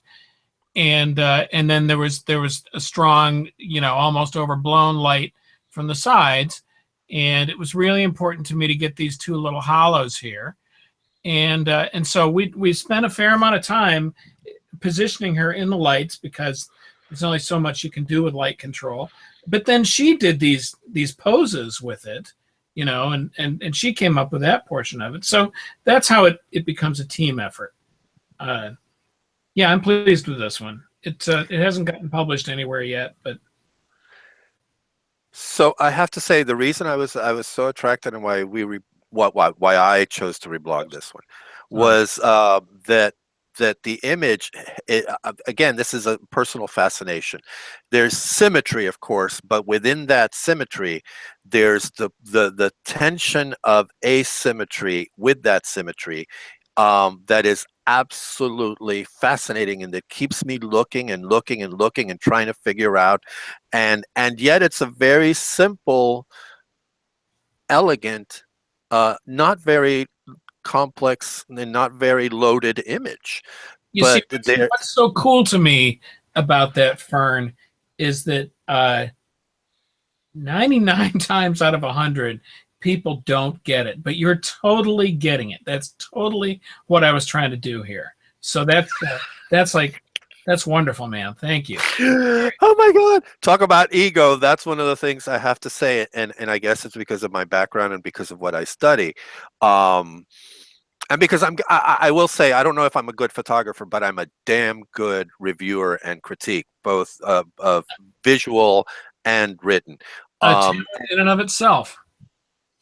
Yes. And this is just, I mean, it's exactly that. And it's not much, but it's how much and how powerful the impact of what's there.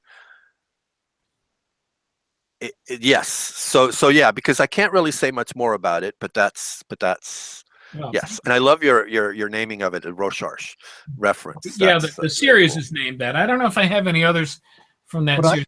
Can I just say something about that? What I absolutely adored with that photo is that this is one of these examples of photos where it's not important at all that this is a nude photograph, but it only works because it is a nude photograph. And that's just simply, and I think it's the same thing. when do you shoot black and white? Do you shoot black and white because, well, I shoot black and white and that's why it's black and white? Or do you shoot black and white for a purpose because you say that it makes sense here?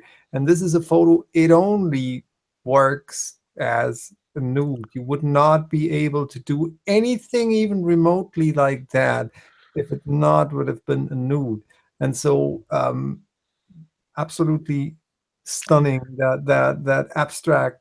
It's lifted on an abstract level that is still completely as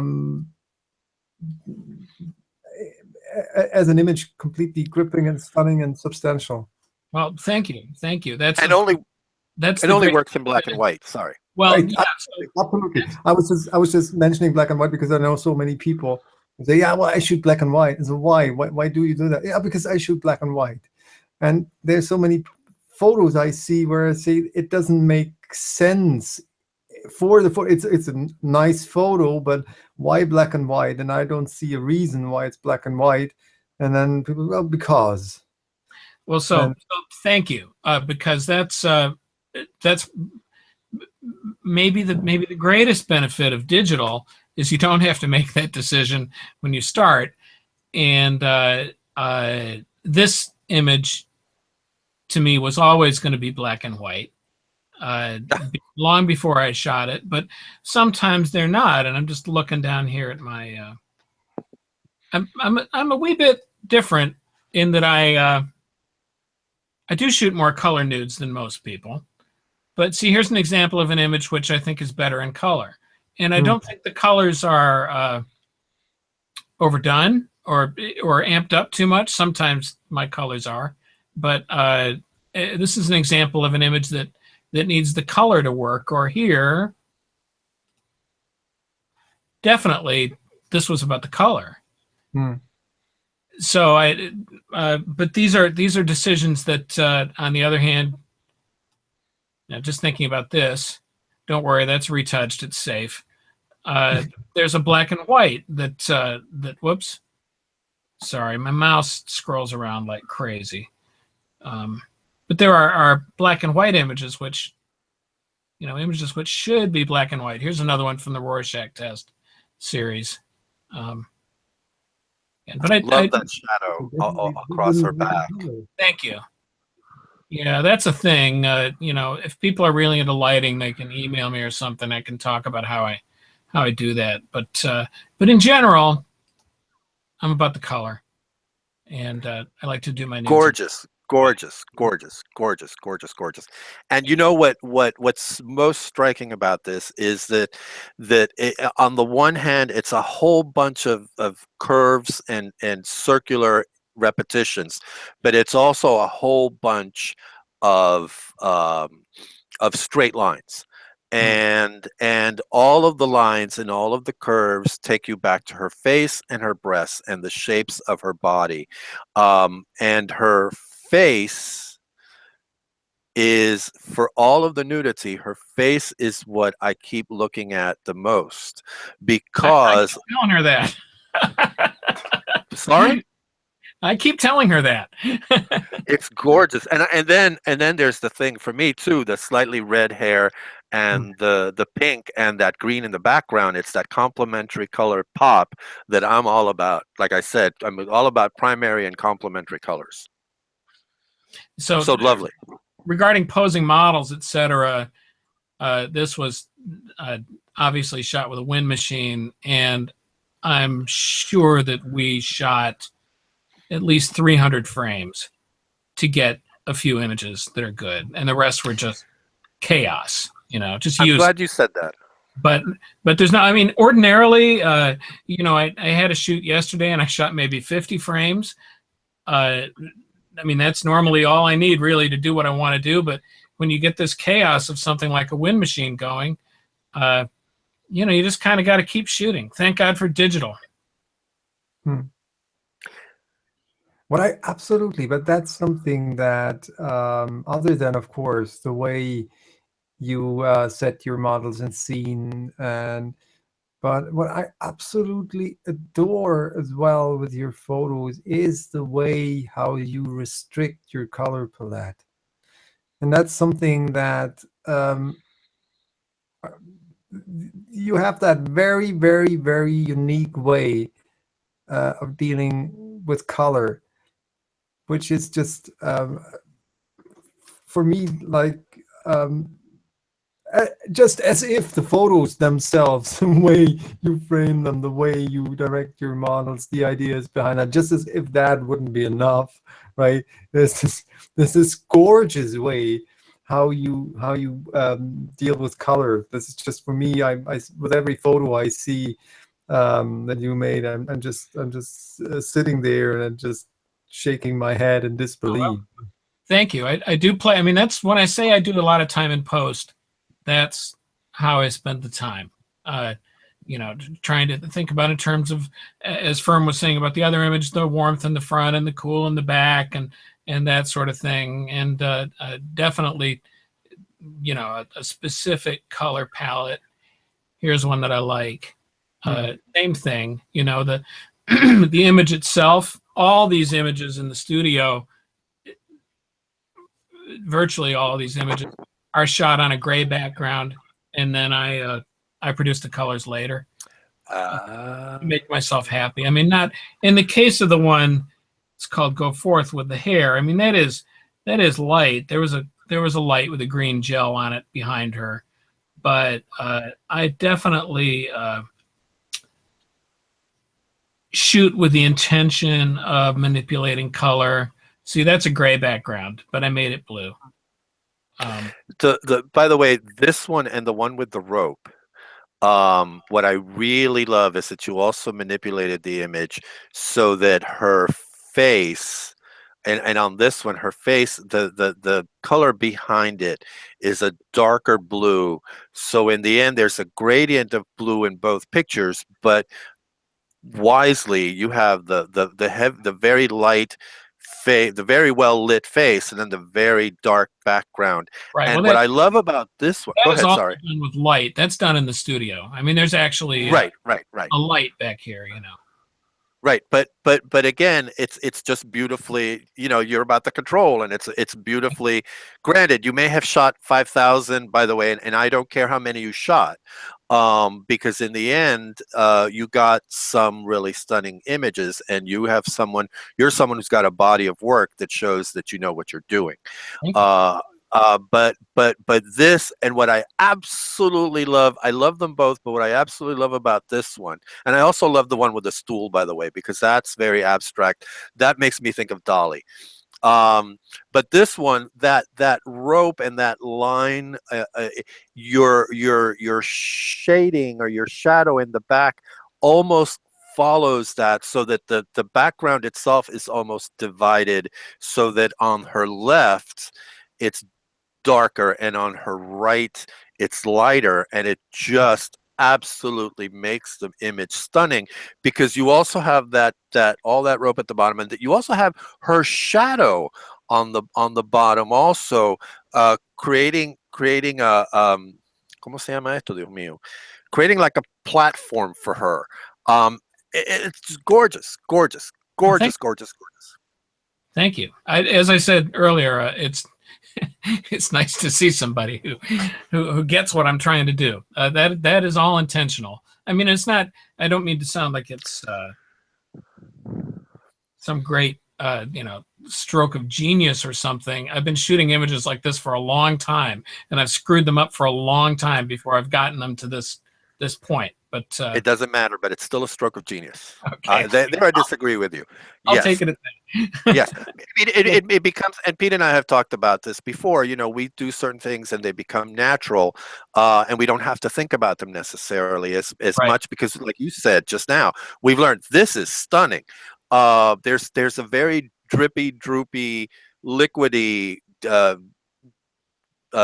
Salvador Dali surrealist thing to this that just but that does not take away from the fact that it's still genius. It's interesting that it's very difficult to find a model who can do this sort of thing and not look ridiculous at it. I mean, yes. A lot of people try.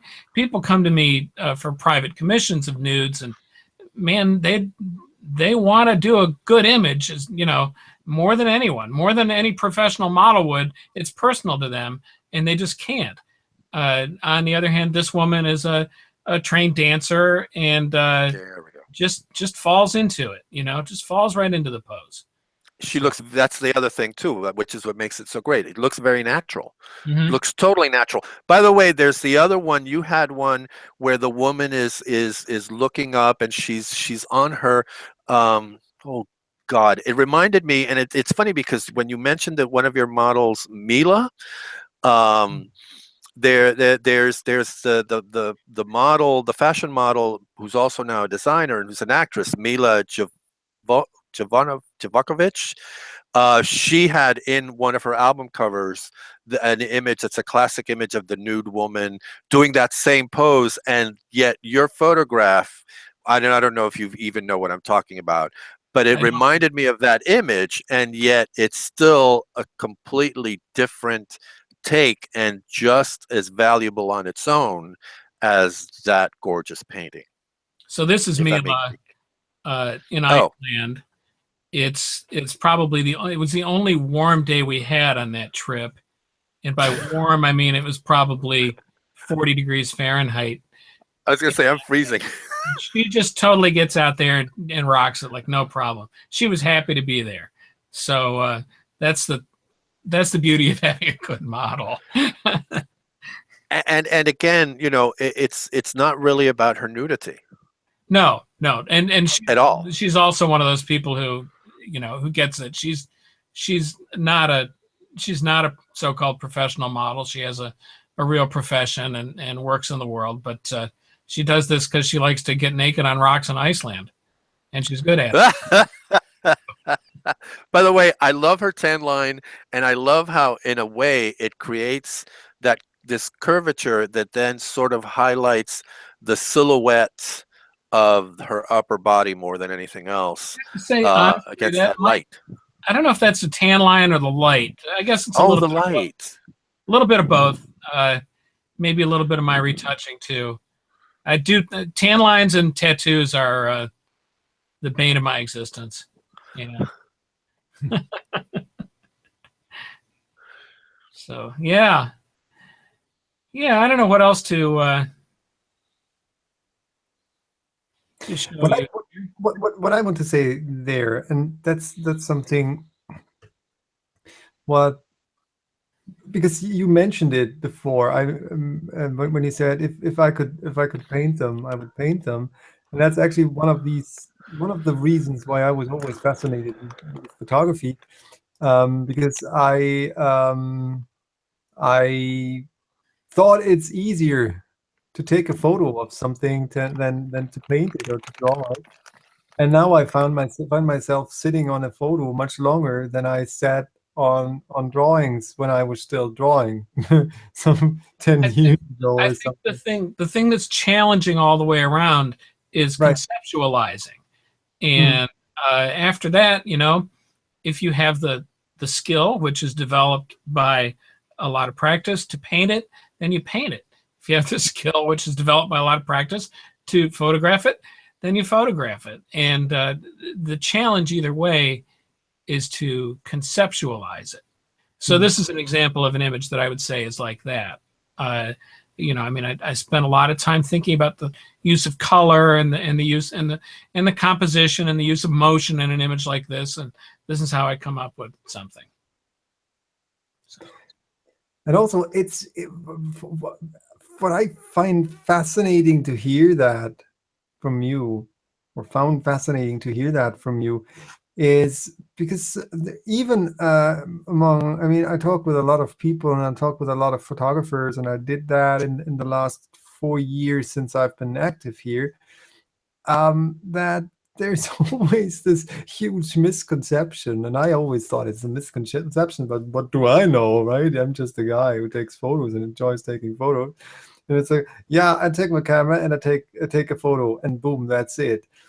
But how much work it is actually, or it can be, to take that out. And people say, okay, I take a photo, well, it's shit, okay, it didn't work. No, taking the photo again and again and again, 200, 300, 400 times. When I was in Kenya on the safari, I had like 50 photos of that leopard sitting at the side of the road, and one of them worked. Right. And that's the thing. And then carving it out, what is in the shot, in post, to really recreate that emotion, to recreate that moment for me, and being then able, hopefully being able to transport that to others. That for me is the magic of photography, and not framing and clicking the shutter and then boom, I have my photo. Because, but I don't say that any other approach is wrong.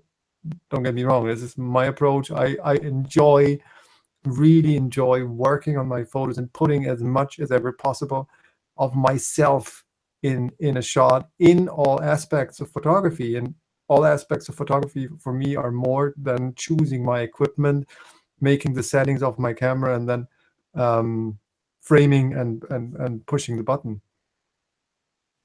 Mm-hmm. Agreed. Very much so. Yeah, increasingly so. And it's interesting that both of you are talking about the taking pictures over and over and so on. One of the things that hit me, well, there's three things. Cartier Bresson's comment about your first 10,000 pictures are trash. That was a big relief, because I'm like, okay, dude, I'm pretty much around 10,000, so should be getting a little better. The other one was well, there's two from Avedon, seeing images of his notes to his developer on the areas that he wanted him to work on, and how much over or under exposure he wanted on each of these areas.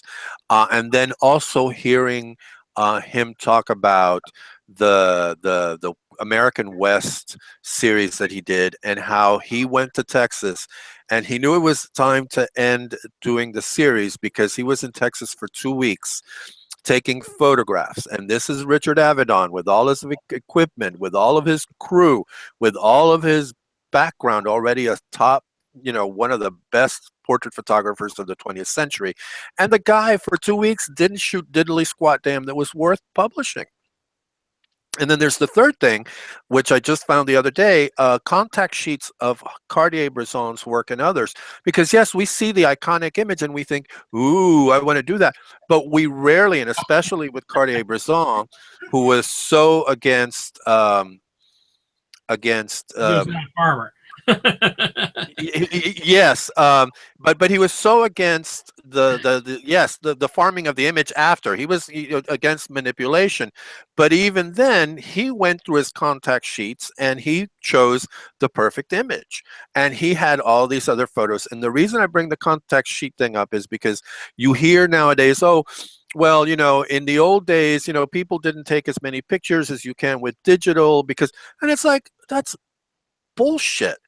And even now, I mean, if you're broke and you don't want to take a lot of pictures with film, that's fine. But for people who can afford it, and for the professional photographers back in the day, taking 100 million images of the same thing and getting one or two right, and you see this with contact sheets all the time, you know. But again, it's the romanticizing of the past. And again, I'm not against film, but the whole argument and the whole, like Pete was saying, of, oh, this is better or this is more. No, it's just a different medium. But what I do find a little disturbing is this, oh, you know, it's because of this. No, you mess up in either format. You mess up if you're a painter, you mess up whatever. So yes, anyway, I'm off my rant. By the way, 2 hours, dude. 2 hours. Yeah, is that it? No, we can do more. I'm just saying 2 hours, because the last time was 2 hours. Wait. I didn't even realize that. Wow. Yeah, is there anything? Let me check my list. I wrote down a couple of things. No, I think everything that I wrote down is covered. Do you have Well, Billy, anything you want to get off your chest? Well, I want to thank you guys for the opportunity to do this. And I want to thank you for the great conversation. You know, it's much like what I said earlier about getting a good critique. It's hard to find people who you can talk to about these subjects who really get it and who, you know, provide enjoyable rapport. So thank you very much for a nice afternoon. I have one question. Are you an artist? Yeah, hell yeah. Okay. Well, you don't think I'm a photographer, do you? No. Here's the reason why. I don't know if anybody else reblogged it, but I remember seeing about a year ago someone who said something to the effect of, if you could call yourself an artist, I'm embarrassed for you, because nobody could tell you if you're an artist except, you know, others when they look at your, and if I look at it, and I'm sitting there going, so you're not wanting me to be elitist and be, but you're inflating your own ego by being the judge of whether I'm an artist or not. Yeah, I don't view it as elitist. You know, and I don't, obviously, from the subject matter that I shoot, I really don't care what other people think. But I definitely view myself as an artist. I mean, when I say that, I mean, I approach what I do with a camera in my hand, and see, I don't have a Nikon right here, but I do have my Fuji. I approach it from an artistic point of view. I think of myself as an artist when I'm making the photos. In other words, in the sense that art is really just communication. I'm thinking about accurately and concisely communicating. So yeah, I'm an artist. Whenever I write about my work or write something, I find myself going through and removing the word photographer and changing it to artist, just to try and make that point clear, or at least pretend, you know. So yeah, I'm an artist. And you? Oh, me? Yes, totally, Yeah. and for the same reason. Right, my man. Yeah. Now, I will say, to me, there's art in lowercase. There's art in, you know, capital A, art, and then there's art in all uppercase. And to me, there's art in the sense of, well, I'll show you a perfect example. This woman who makes these amazing ceramics. I have all of my dishes and cups are hers. They're handmade. They're incredibly inexpensive. And to me, she's an artist, and a lot of people call her an artisan because she does, you know, dishes. But to me, the thought that she puts behind her work, I mean, it's art. And Right. It's funny because I went to the Crocker up here, and there was a show of Japanese ceramics, and it's basically the same thing. And to me, why is it that one is art and then the other one? And that's where art comes in as the capital A, which is what the establishment says is art and so on. And then there's capital A-R-T, all in capital, which is the hype of the business end of art. And I don't know if I'll ever be in category 2 or 3, but I am an artist. I do, like you said, put thought into it. I love what I do. I do it from the heart. And I think that's what matters. It doesn't even have to have meaning.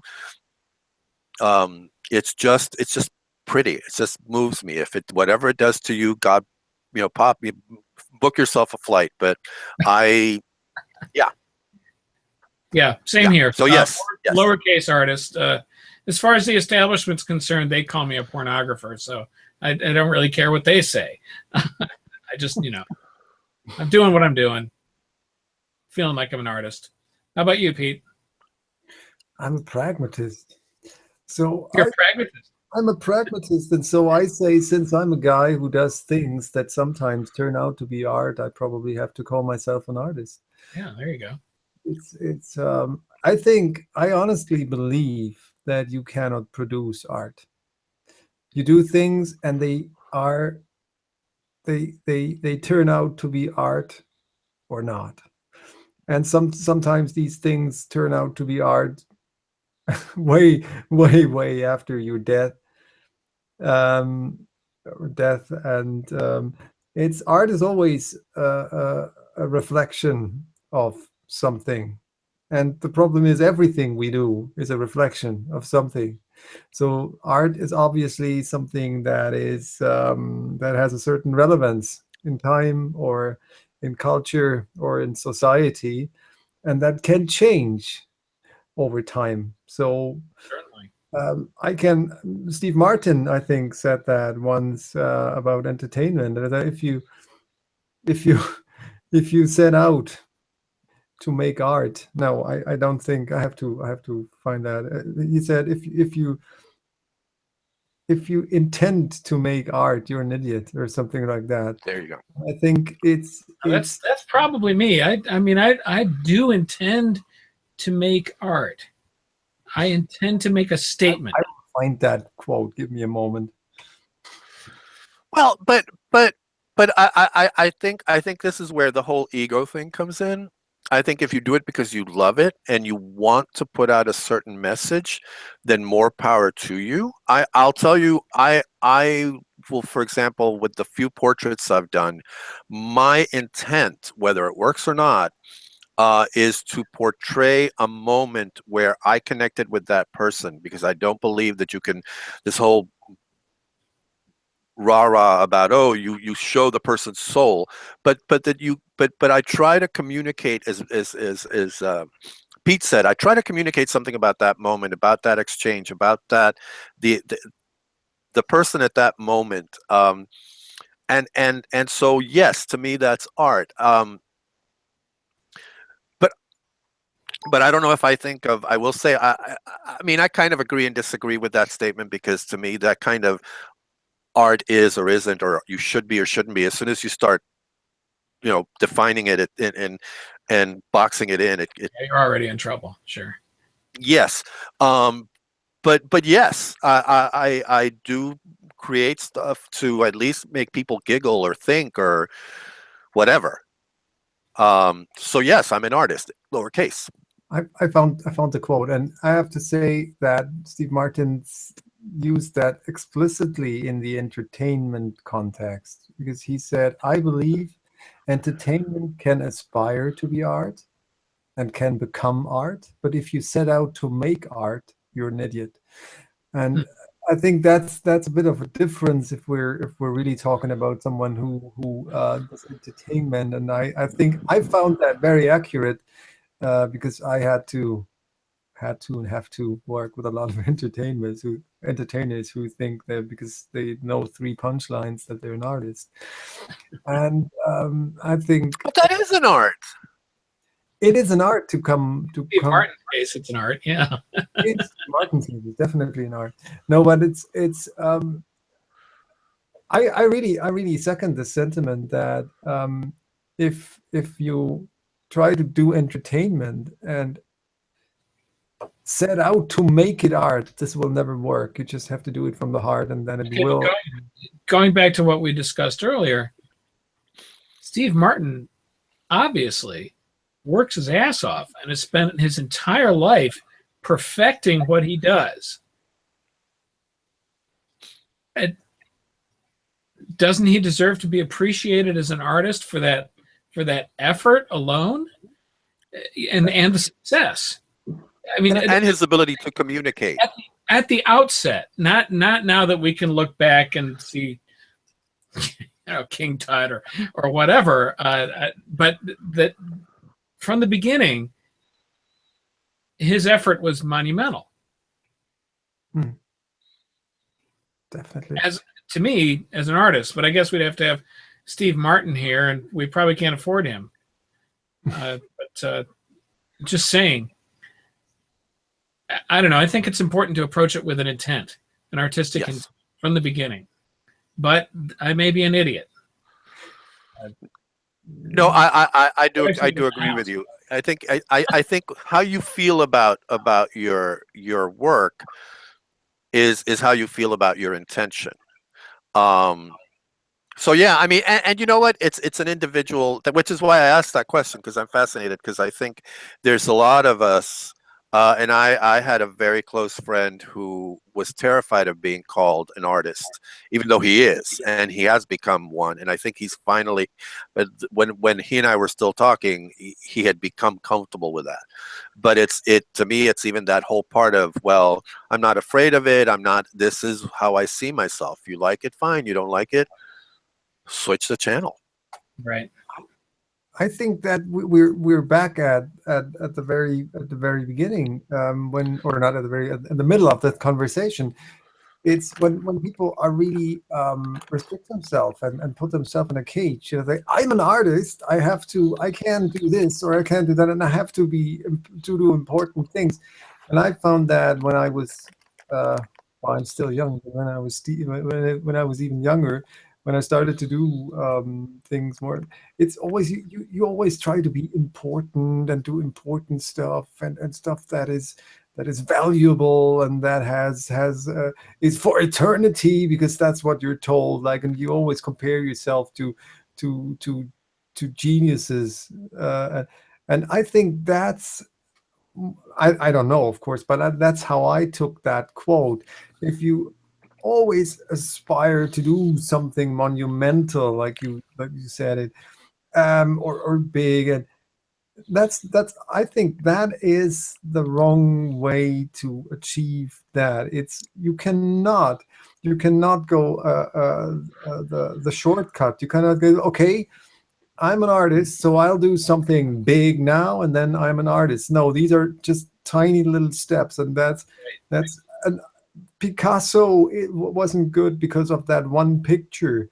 Van Gogh wasn't good because of that one picture. It's the body of work that led him to be able to create these images. And so not everything that these people, maybe Picasso and Van Gogh were exceptions, but most people or most artists, by far not everything they did were masterpieces.